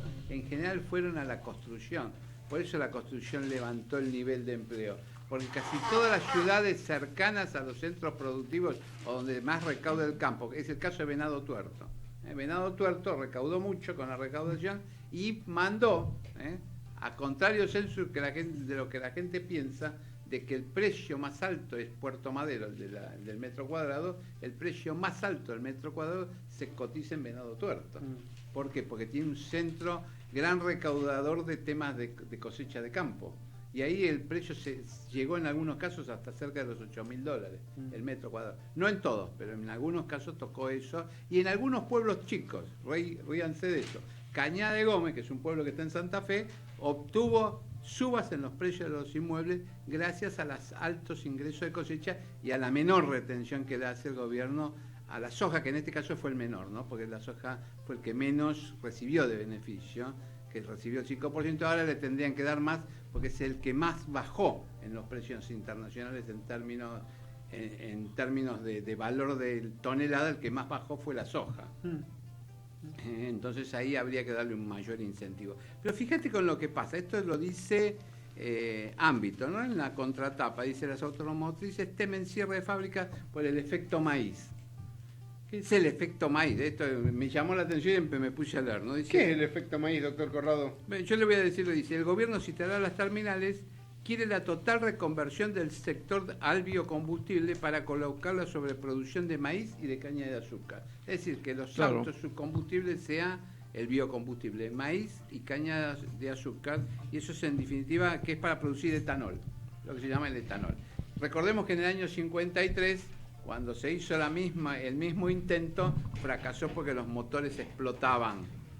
Sí, yo me acuerdo que en un momento de la década del 80 se hablaba del alconafta, ¿te acordás? Del alconafta, pero el alcohol generalmente te seca los motores y los revienta. Pero Brasil tiene etanol, Brasil tiene... Pero a menor proporción, porque si no le producía... Bueno, Perón lo hizo, en el 53 lo hizo, y cuando se hizo la prueba empezaron a saltar los motores, ya que hay que tener cuidado. Pero en realidad es una reconversión, es una nueva forma de comercializar los granos. Sí, además orientar la producción hacia otra línea de producción con valor agregado, no tanto en el maíz como en la caña de azúcar. Exacto. Y con eso es que a lo mejor me logro comprar este Rolls Royce que vale nada más que $380.000 en Estados Unidos. Bueno, pero doctor Corrado, usted la levanta con pala, así que... Sí, con pala la levanto. Y la guarda, no sé, y la pesa después. Sí, ese es el tema, ¿no? De pesarla. Ese es el precio exclusivo. Había una religión que te daban al jefe de esa religión, vos te debes acordar, sí. Le daban el peso en oro cada año. Los fieles de esa religión, los islamitas eran. Le daban el precio en oro al jefe de la religión, lo que pesaba. 100 kilos le daban 100 kilos de oro. Para que tirara nada más era. Sí, y también una corona reinante en Costa de Marfil operaba de la misma manera. Claro. El tributo al pueblo lo pagaba en función del peso del monarca. Bueno, y eso podía hacer que alguien se tentara, ¿no? Se tentara como pasó en algunos países sudamericanos, y hubiera asociación ilícita. ¿Nos explica, doctor Malano, qué es la asociación ilícita en el derecho penal? Es muy difícil de probar, ¿no? La asociación ilícita es difícil de probar, pero en definitiva se ha legislado y se ha transformado en distintos momentos la calificación y las consecuencias. Es difícil de probar.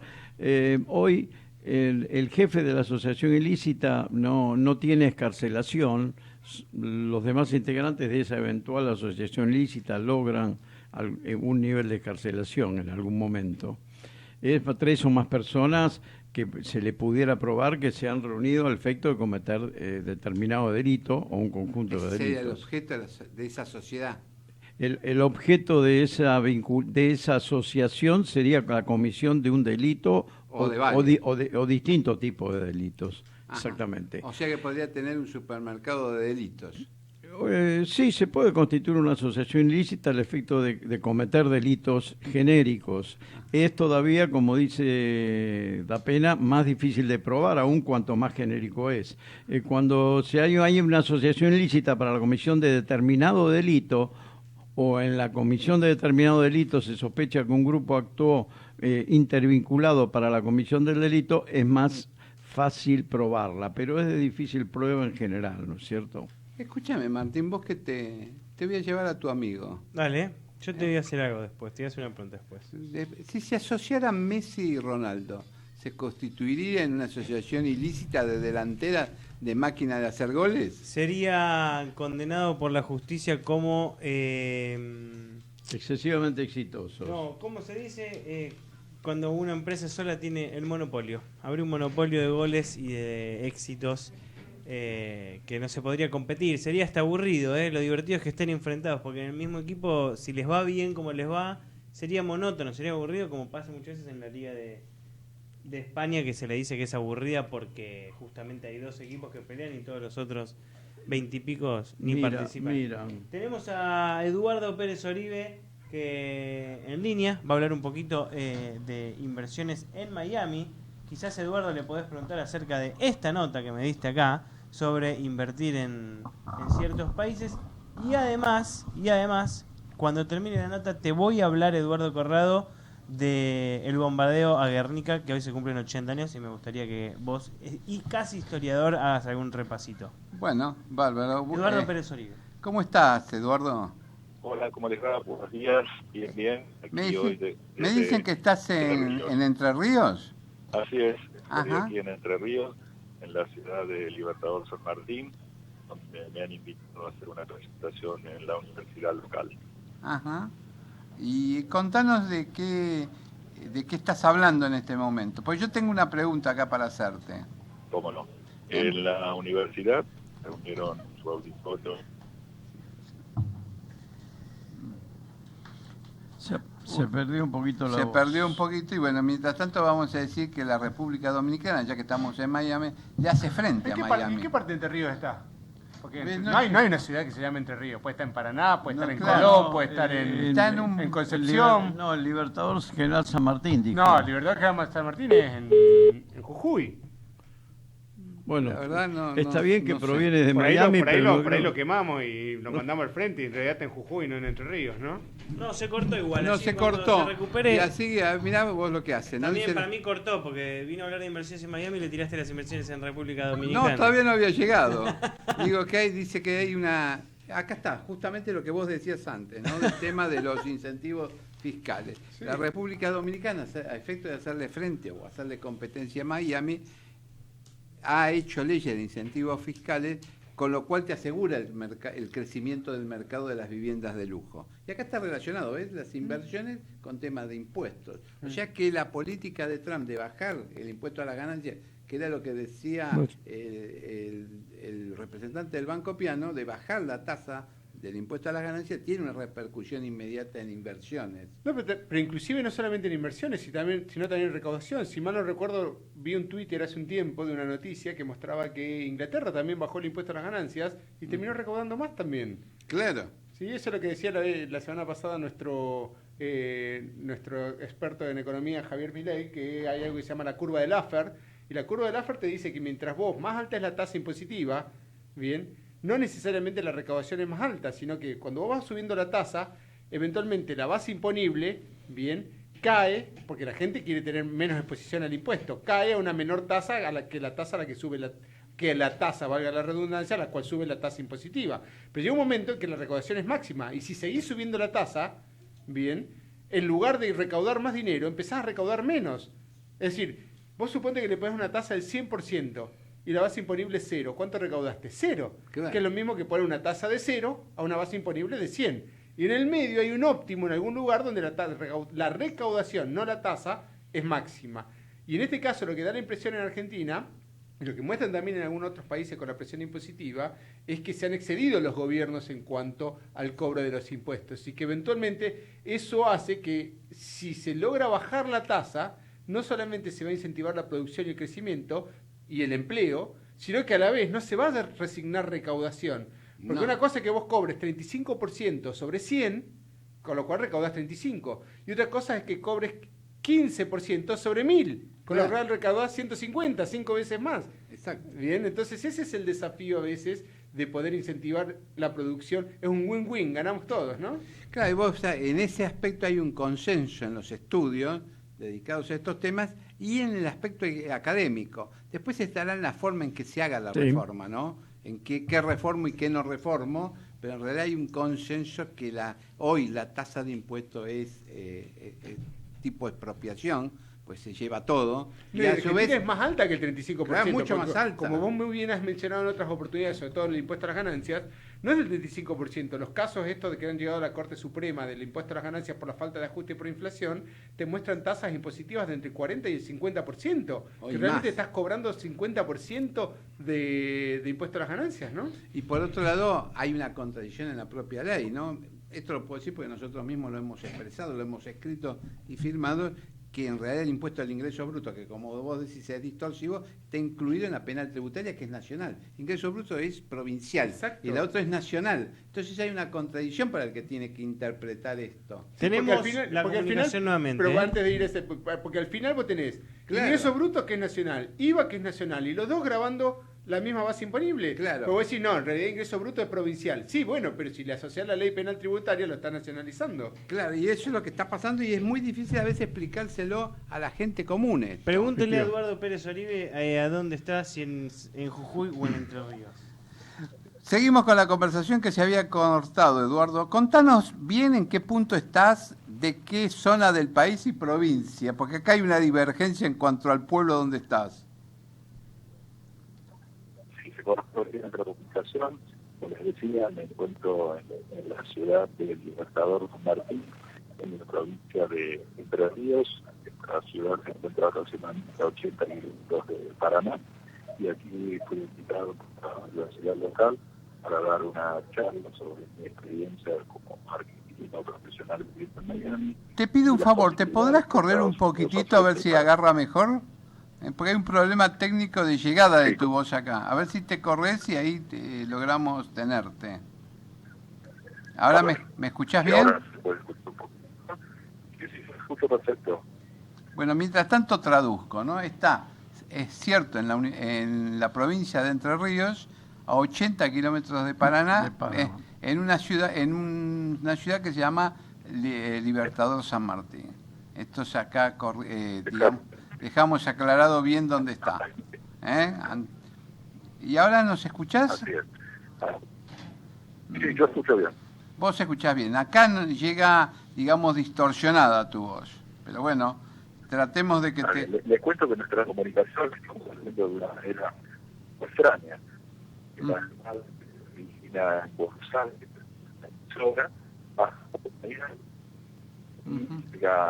¿No tenés un teléfono de línea para llamarte? Estamos dando una larga vuelta.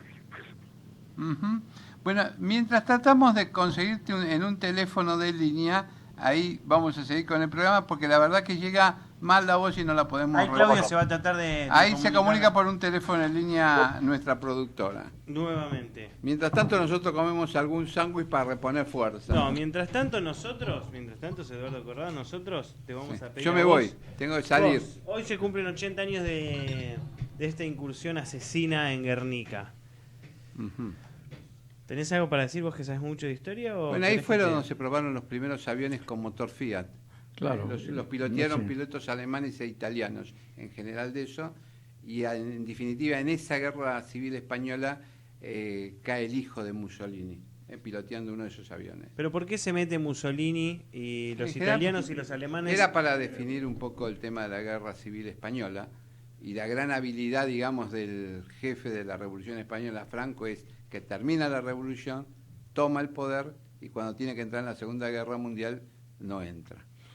No entra ni deja que las tropas pasen por en una jugada estratégica. Convengamos que Franco fue muy inteligente para el mal, igual. Sí, pero digamos vos tenés que analizarlo desde el punto de vista estratégico, si estuvo bien o mal su estrategia. En definitiva, su estrategia le dio esa posición y se le colocó del lado del capitalismo, porque cede una parte de España para las bases norteamericanas. Esa fue la base del arreglo. También es cierto que si vos lees las cartas que llegaban en ese tiempo de España y antes de que empezara la Guerra Civil Española, el pueblo español estaba pasando por mucha hambre.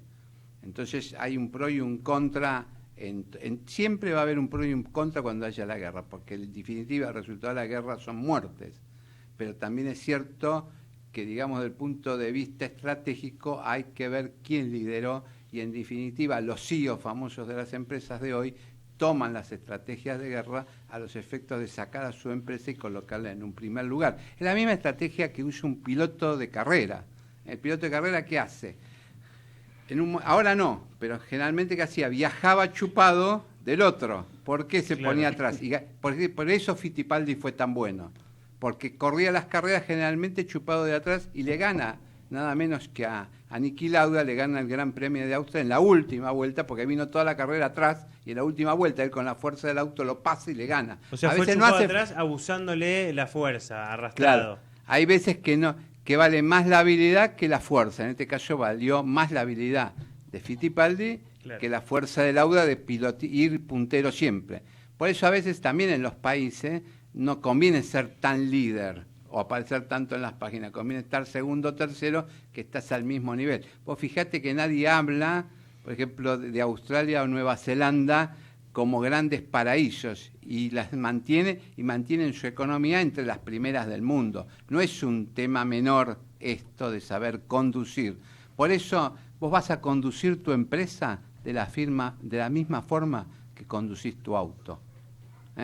Y vas a jugar al fútbol de acuerdo a la rapidez mental que tengas. Por eso es tan importante a veces cuando vos evaluás quién va a ser el CEO, ver los gustos del CEO que tiene, cómo juega al fútbol, cómo piensa y qué lee. Y si sabe interpretar lo que lee. Bueno, intentamos... Porque a veces vos tenés que cambiar lo que aprendiste en la academia sobre la marcha para lograr... Por eso hay esas frases famosas en los estudios. Hay veces que tenés que ser barrero. Barrero significa tener que pelear y en el momento arreglar el tema. Claro. Por eso es tan importante lo que decía antes el doctor Dapena. La pasantía le da al académico... barro. Le da un poquito de barro, porque a veces para trabajar te tenés que ensuciar. De la misma forma que cuando cocinás. Es muy difícil que cuando cocines no te ensucies con un poco de salsa. Qué definiciones, ¿eh? Qué definiciones.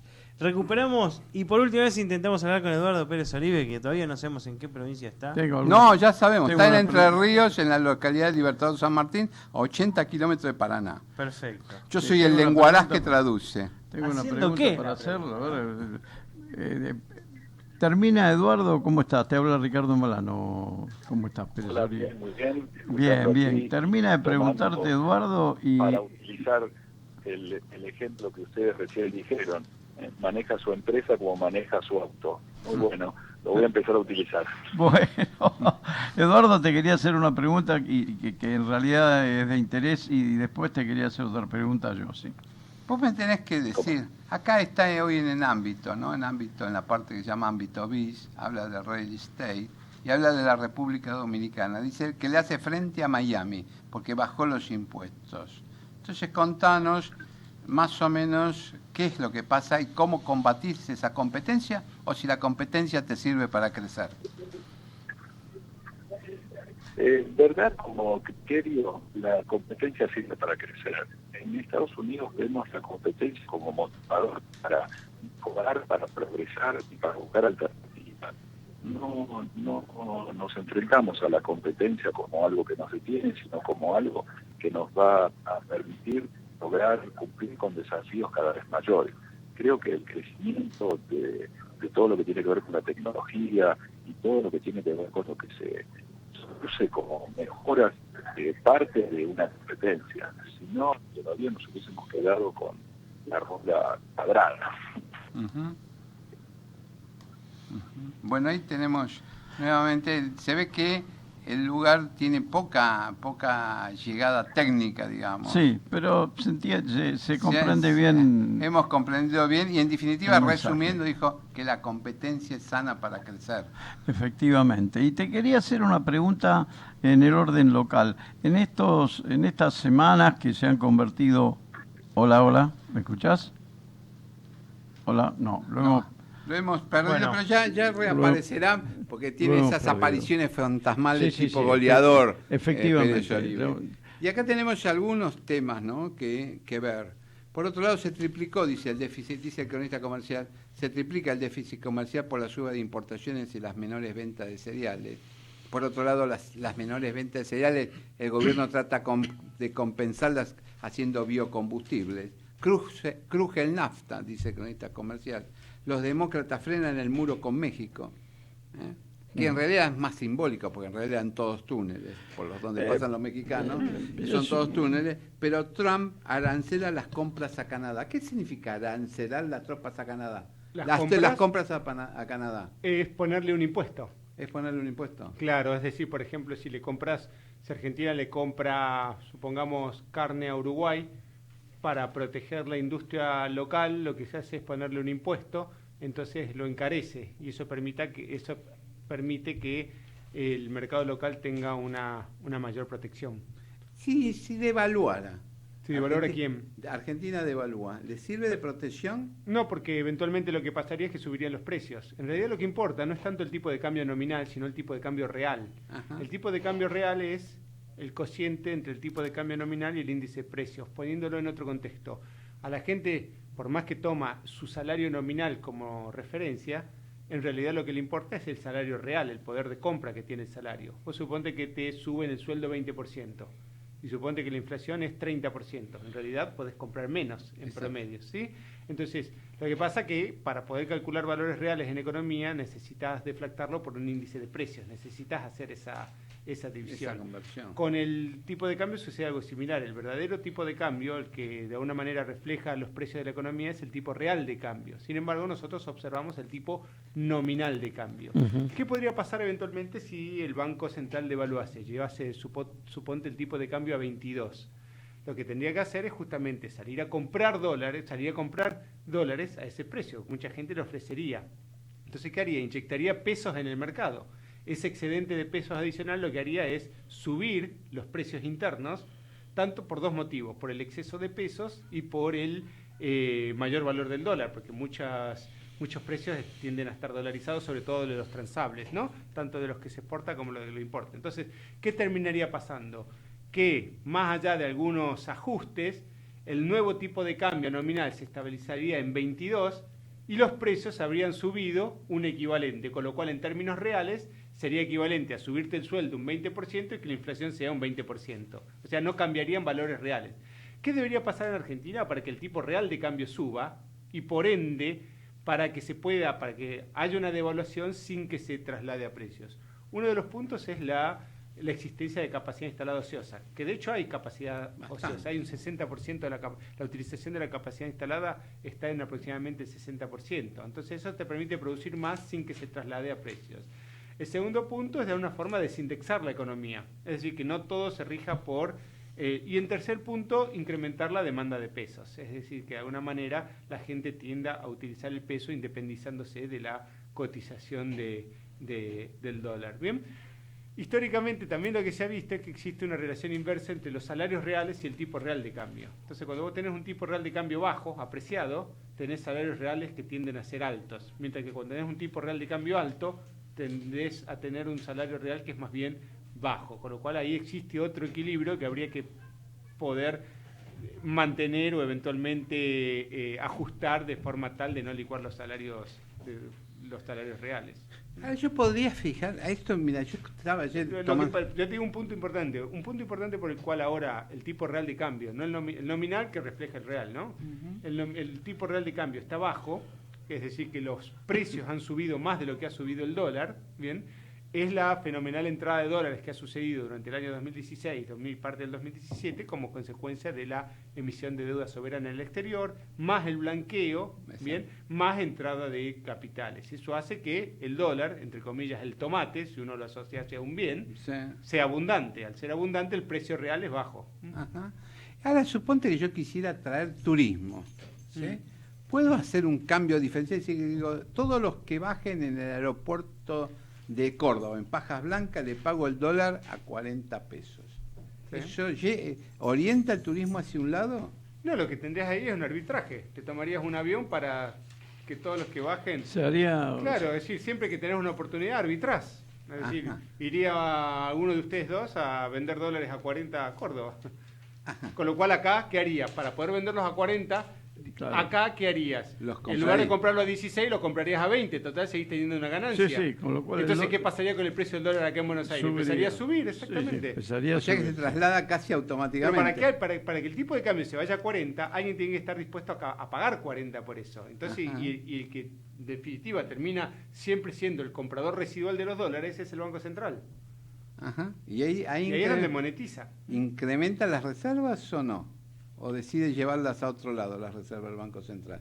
Si hoy fueras el presidente del Banco Central y te hacen el inventario y dicen, tengo 50.000 millones de dólares. 48.000 hay. 48.000. Sí. ¿Qué hago? ¿Los dejo ahí quietos o los invierto? Porque en realidad es que los dólares no están en dólares billetes. Gran parte de las reservas están en bonos del Tesoro estadounidense. Ajá. O sea, no hay 48.000 millones de dólares en billetes en la bóveda del Banco Central. Eso sirve bien para aclarar a los oyentes, porque todos creen que están ahí. No, en realidad lo que hay gran parte de eso está invertido en bonos del Tesoro estadounidense que rinden un 2% anual.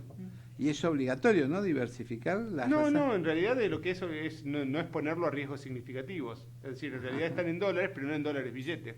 Ajá. O sea que el presidente central, por ejemplo, del Banco Central no podría comprar, suponte, bonos de Corea del Norte. No, porque tiene mucho eventualmente tener algún tipo de riesgo. Exactamente. Pues si vos ves, por ejemplo, la Reserva Federal de Estados Unidos tiene lo que se llama security, tiene algunas acciones también. Ajá. No solamente tiene bonos del Tesoro estadounidense, no bonos del Tesoro, bien digo, la Reserva Federal, sino también tiene securities o otras acciones, equity. Ajá, que son, digamos, las más estables. No, sí, o que se ha quedado de algún proceso.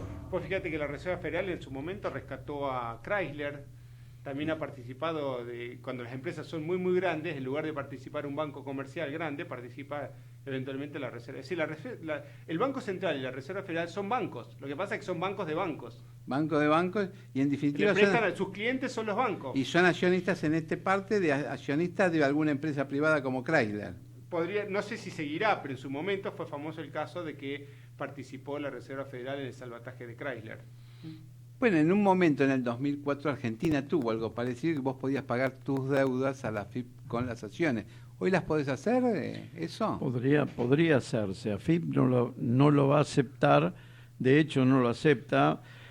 AFIP solo cancela la deuda con efectivo, con dinero efectivo, digamos, pero y en realidad como garantía prácticamente toma, en el mejor de los casos, algún inmueble con una tasación triple previa, pero en sí, la ley, el Código Civil amplió la posibilidad inclusive de ofrecer bienes en garantía y o en pago de cancelación de deuda con un arco amplio, ¿no es cierto?, desde bonos hasta obras plásticas con valoración y tasación certera.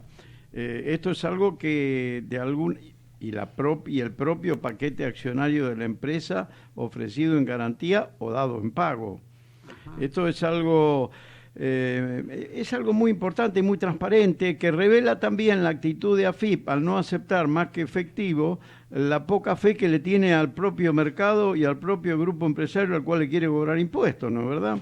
Ajá. Es decir, si yo no te acepto el paquete accionario de tu empresa, yo fisco, es porque no creo en tu empresa, indudablemente. Aún así pretendo cobrarte impuestos y un poco es como que te mando, si es necesario, a robar con tal de no ir preso para poder pagar el impuesto al fisco. Son lecturas más sutiles que la gente no realiza, pero que finalmente queda en la piel de la gente. Indudablemente la gente siente que el fisco lo presiona de tal manera para que pague impuestos que cuando llega a dar en pago su propio paquete accionario no se lo acepta. Esto es, no cree en la empresa, esto es el medio recaudador del impuesto que le pretenden cobrar. Es un tema profundo, bastante, no solo sutil, sino un tema profundo y de ética en el sistema tributario que hay que analizar, hay que tenerlo en cuenta en la reforma. Entiendo que Duhovne tiene en cuenta mucho de estos planteos porque está receptando distintos tipos de opiniones de distintos medios, inclusive de estudios y de estudios profesionales que realizan presentaciones de defensa para poder analizar una transformación. Esta transformación no solo la de que, digamos, no solo Cambiemos con Macri a la cabeza la quieren producir, la quieren producir además las presiones internacionales como camino único para poder realizar inversiones de largo plazo o mediano plazo, ¿no? Bueno, por otro lado, mira, ahí tenés un ejemplo, tenés un claro ejemplo. Dice, sin auxilio oficial, OCA está cerca de la quiebra. La empresa le debe 1.400 millones de pesos a la AFIP. OCA es el único pasivo que tiene. El único pasivo que tiene es con la AFIP. Si fuera OCA y entregara el paquete accionario en pago, AFIP tendría en realidad la obligación de recibirlo. Si fuera OCA y pagara con bonos, el Tesoro Nacional se los tendría que recibir. Seguramente que lo intentaron y seguramente que fracasó porque AFIP no se los aceptó. Ajá. ¿Y qué harías vos? ¿Comprarías a otro operador de radio? ¿Vos comprarías el pase de un operador de radio? Yo ni loco. Ajá, ¿por qué? Lo que haría sería... Mirá vos, es como el gobierno. No te acepta un operador de radio en pago. Claro. Está dentro de la idiosincrasia suya. No, ¿a quién? ¿A Javier? No, me compraría a mí mismo. Yo haría lo que hacen los gobiernos. Me pondría a mí mismo como CEO o a mis familiares o amigos, aunque no estén capacitados. Y haría subir tu precio. Sí, y entonces son 4 años, después contrato acá a Ricardo como abogado, presentamos Sí, porque la suya sería una práctica media desleal. Sí, pero ese sería mi ting. Y hablando de práctica desleal, le quería consultar, ustedes que son... Espérate que nos vamos. ¿A dónde? Usted haga la consulta y contéstese. Digo, de los que están acá en la radio, ustedes serían los más gerontes, por ser... es un término muy duro, geronte. Es un término despreciativo. Si bien es un técnico... ¿Usted tiene algún genético para recomendarnos? Sí, como bien dijo justamente. Da Pena, es una palabra poco usada porque es una palabra que golpea como un mazazo. Ahora, geronte. al señor Said le gustaría llegar a la edad de ustedes como están ustedes. Obvio. Lo hablo mucho con mis amigos, me encantaría ser como porque ustedes. si ya parece que tiene 50, imagínese cuando mi pregunta, realmente tenga 50. Se sorprende. Pero fíjese lo que haríamos nosotros. Nosotros somos como el Teatro San Martín, dice la eterna posibilidad de un renacimiento. Me cambias de tema. No, le estoy diciendo. Autoridades porteñas recorrieron las obras de reestructuración y se asegura que lo van a reinaugurar el 25 de mayo. Por ahora tienen todos los teatros cerrados, Macri. Bueno. En la Avenida Corrientes, están todos los teatros, están... Pero el Teatro San Martín es un teatro emblemático porque cerrado. fue un diseño de un arquitecto famoso, de Roberto Álvarez. Y el primer problema que tuvo fue que se le inundaban los sótanos. Claro. Por las napas de agua, y a raíz de eso, tiene como 2 pisos de ese problema, vos sabés, convirtieron el problema en un triunfo, porque a partir de ese momento fue obligatorio para las obras realizadas en la Ciudad de Buenos Aires hacer el estudio de suelos. Ajá. Es un dato muy interesante, es emblemático el teatro y es un centro cultural muy importante. Lo que sucede es que a Buenos Aires, a la Argentina, digamos, le cuesta mucho mantener, como muchos países que entran en inestabilidades económicas tan profundas, le cuesta mucho mantener estructuras importantes de cultura como es el Teatro Colón o como es el Teatro San Martín, porque son microciudades en la ciudad. El Teatro Colón, el Teatro San Martín, trabajan miles de personas realizando miles de actividades diferentes, todas requiriendo un salario, requiriendo un soporte económico. Alfonsín, yo recuerdo claramente que Alfonsín en el momento de la hiperinflación lo puso en venta al Colón. Primero lo tenían cerrado porque no lo podían mantener, después lo puso en venta. Y nadie no vendió, por suerte no vendió el Colón, pero vendimos la embajada en Tokio, que disponía de una superficie privilegiada, que daba el tamaño que pretendía tener como país Argentina, tener una embajada de esa magnitud en Tokio. Es muy difícil para un país como nosotros, con una crisis tan sostenida, porque vivimos décadas enteras en crisis, sostener alternativas culturales como el Teatro San Martín, que si primero lo edificamos y después no lo podemos sostener, es complejo el tema. Hablando de túneles, yo siempre recuerdo al doctor Corrado que habla de los túneles. Él dice que hay un túnel que va desde la calle Libertad. No, de Talcahuano. De Talcahuano, que era utilizado por los contrabandistas. Sí, y que hay, una puertita hay muchos también en que hay una Santel. puertita en Talcahuano que vos entrás por esa puertita, bajás a un túnel y salís a dónde? Al Río de la Plata. No, ¿en serio? Casi hasta lo que era el río en ese momento. Mirá vos Es la más, Argentina. fíjate lo que era, aparte, ahí es la deep web de Argentina. Pero acá, mirá, sí, es la internet oscura. Pero vos fíjate lo que era. Buenos Aires tenían, aparte de ese túnel famoso, muchos otros túneles tuvo, sobre todo en el barrio de San Telmo, que te llevan. ¿Por qué? Porque en realidad el comercio, como estaba manejado por los españoles, ¿cómo se manejaba? El negro era el contrabando. Claro. Entonces todo eso... Pero acá te quiero hacer una pregunta. ¿Talcahuano el cuánto? Talcahuano al 800. Talcahuano al 800. Pero vamos a ver si existe. Talcahuano al 800, a mitad de cuadra. A mitad de cuadra hay una casa que vivía la hija de un escribano mayor de San Juan. Pero bueno, ¿pero dónde estaría la puertita?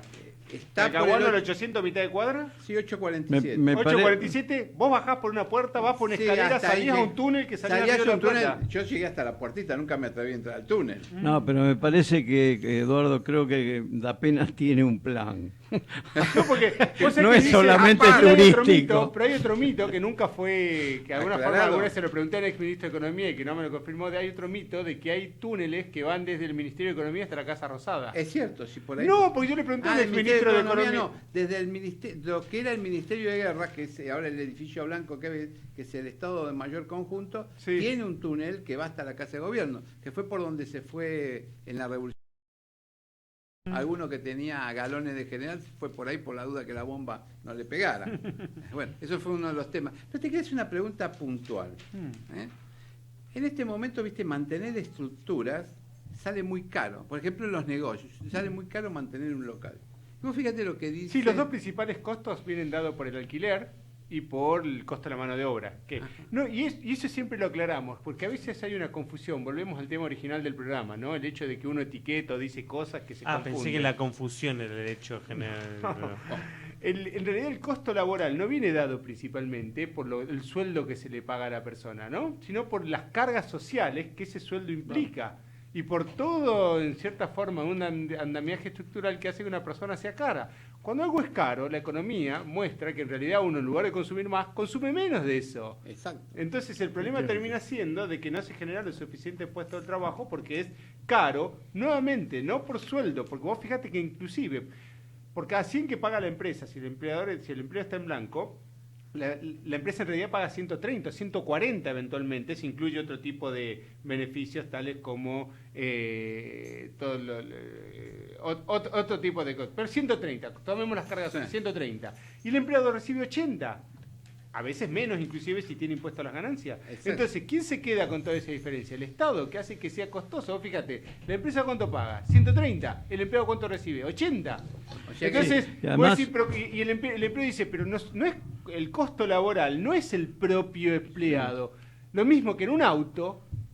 El auto es caro en Argentina, no por el propio auto, sino por la cantidad de impuestos que tiene adentro. Sí, y el la nafta, el ITC, es el 50% del precio de la nafta también. Sí. La carga impositiva, debería haber alguna ley que te obligue a separar y decir, mira, la verdad, de esto, de los 20 pesos que te cobro en nafta, en realidad son 10 de ITC, 2 de IVA, y así sucesivamente, con lo cual yo, YPF, solamente te estoy cobrando 8 pesos. Bueno, sí, 8 pesos es lo que yo te cobro, los 12 o los 15 o van para el Estado, como te hace, viste, a veces con la boleta de electricidad que viene discriminado, y ahí empezás a darte cuenta todo lo que pagás de impuestos y lo que está subsidiando. Y bueno, la reforma al esquema tributario en realidad apunta a corregir esto que vos señalás, se obtendrá o no se obtendrá, porque como bien decís vos, en ingresos brutos ya sabemos que no vamos a avanzar mucho, pero eso fue un tema, digamos, es un tema de tipo político con los gobernadores.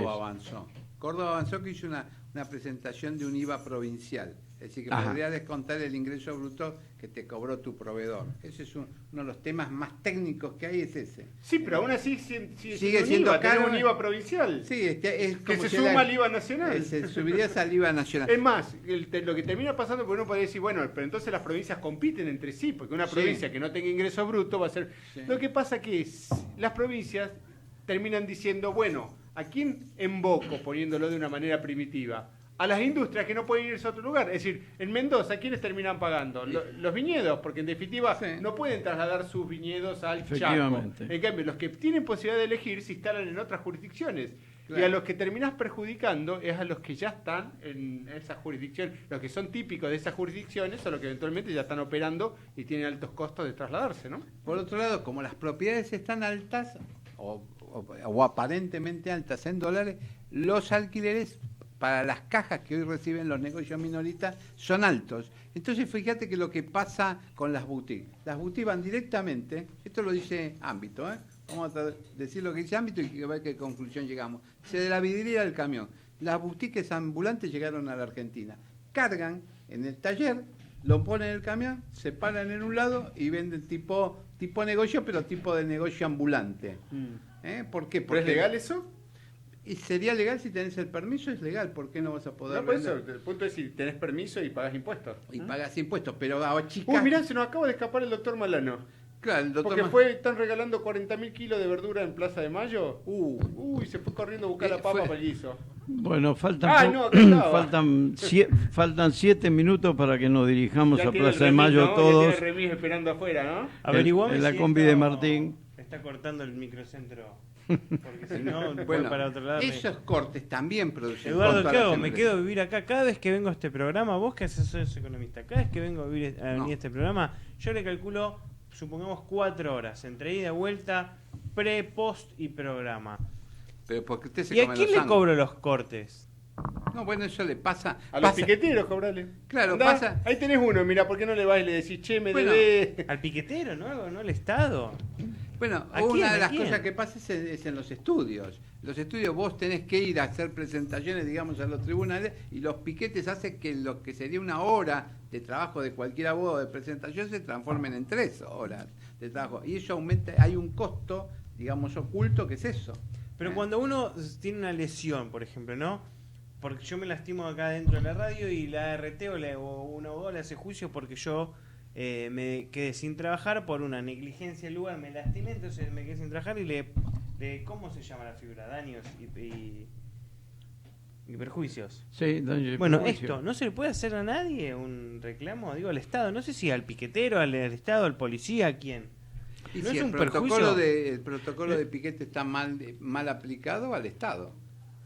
Eso digo, uno va a un lugar, tarda 4 horas más. ¿No hay alguien que diga, bueno, usted me tiene que garantizar, no sé? Bueno, una de las ¿Cómo hacer modificaciones, algo? una de las modificaciones del Código Civil, que de alguna manera fue paradójicamente es un código de avanzada en muchos aspectos, en la relación ciudadano con Estado le dio la derecha, digamos, al Estado y lo protegió porque ha bajado o ha complicado la posibilidad de demandar al Estado.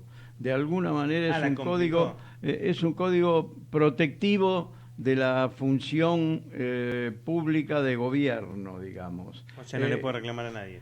Se puede reclamar, pero se hizo generalmente más complicado que con la legislación anterior. Yo pienso que también le han querido poner un límite práctico, porque no olvidemos que la justicia humana está cargada de limitaciones y está cargada de no digo errores, de límites materiales para poderla ejercer.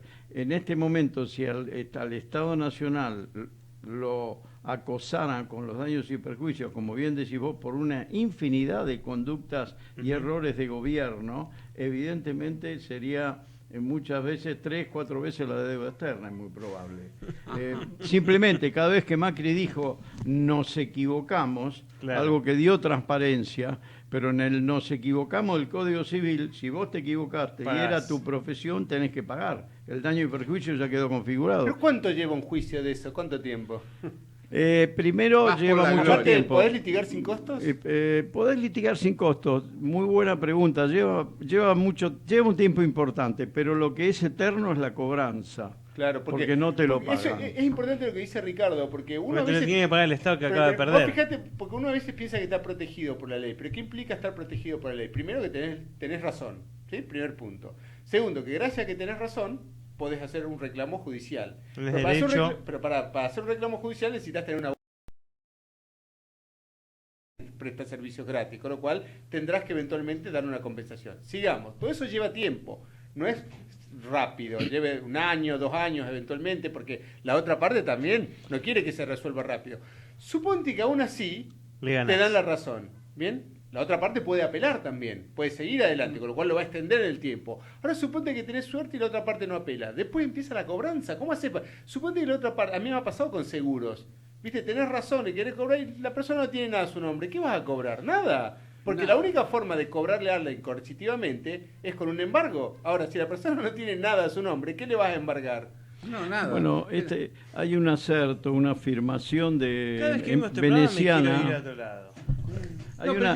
Hay una afirmación veneciana del 1600 que decía, y era una recomendación, que para realizar un juicio la persona tenía que tener bolsillo de banquero, yendo a lo que Da Pena señala. Es decir, ya le advertía que si no tenía plata, se olvidara de todo camino. Bueno, es más, si acá no sé si hasta que te deje depositar la tasa de justicia, que es el 1% del valor que estás reclamando, efectivamente, ¿no? sí. Por eso, son las limitaciones. ¿Hay un impuesto ahí también a tu ganancia? Una tasa es como un fee que te cobra para que no estés reclamando por cualquier cosa. Lo que sí está bueno es la parte de mediación, que eso de alguna forma ayuda a evitarse todas las partes ese tipo de problemas, porque bueno, si no, por eso se trata de aprovechar al máximo la mediación, que es un instituto muy eficiente para evitar todo ese proceso. Perdón, ¿pero es acá o es en todo el mundo? Por ejemplo, en la Bolsa de Comercio tiene un tribunal arbitral. Esto es un fenómeno mundial. No es que Argentina funciona mal en ese No, sentido. no, El mundo es está... es más, es Estados mundial. Unidos creo que está más judicializado que Argentina. Lo que pasa es que hay que ver cómo funciona la justicia también, ¿no?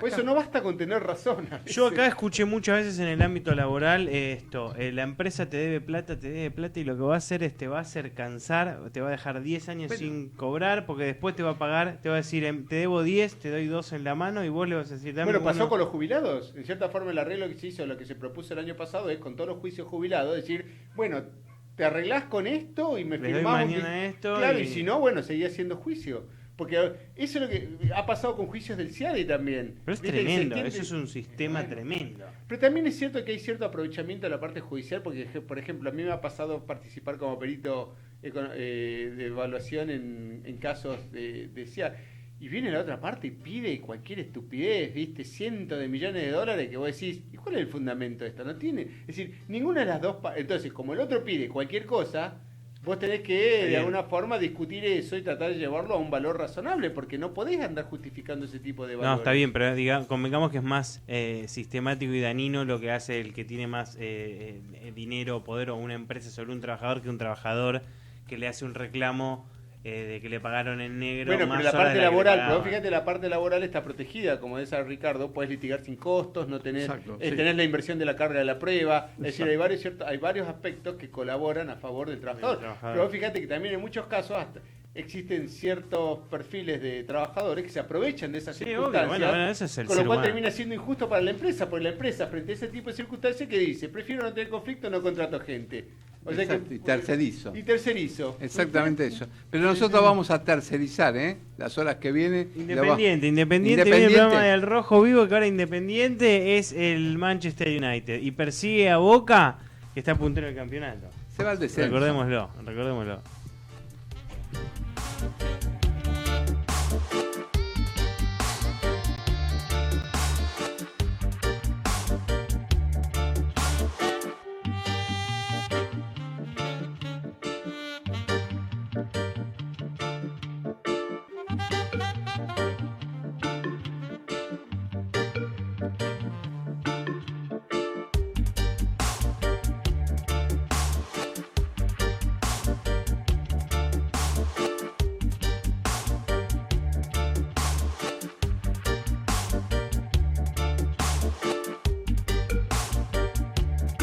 Auspició el Banco Piano. Es el momento de invertir. Consúltenos.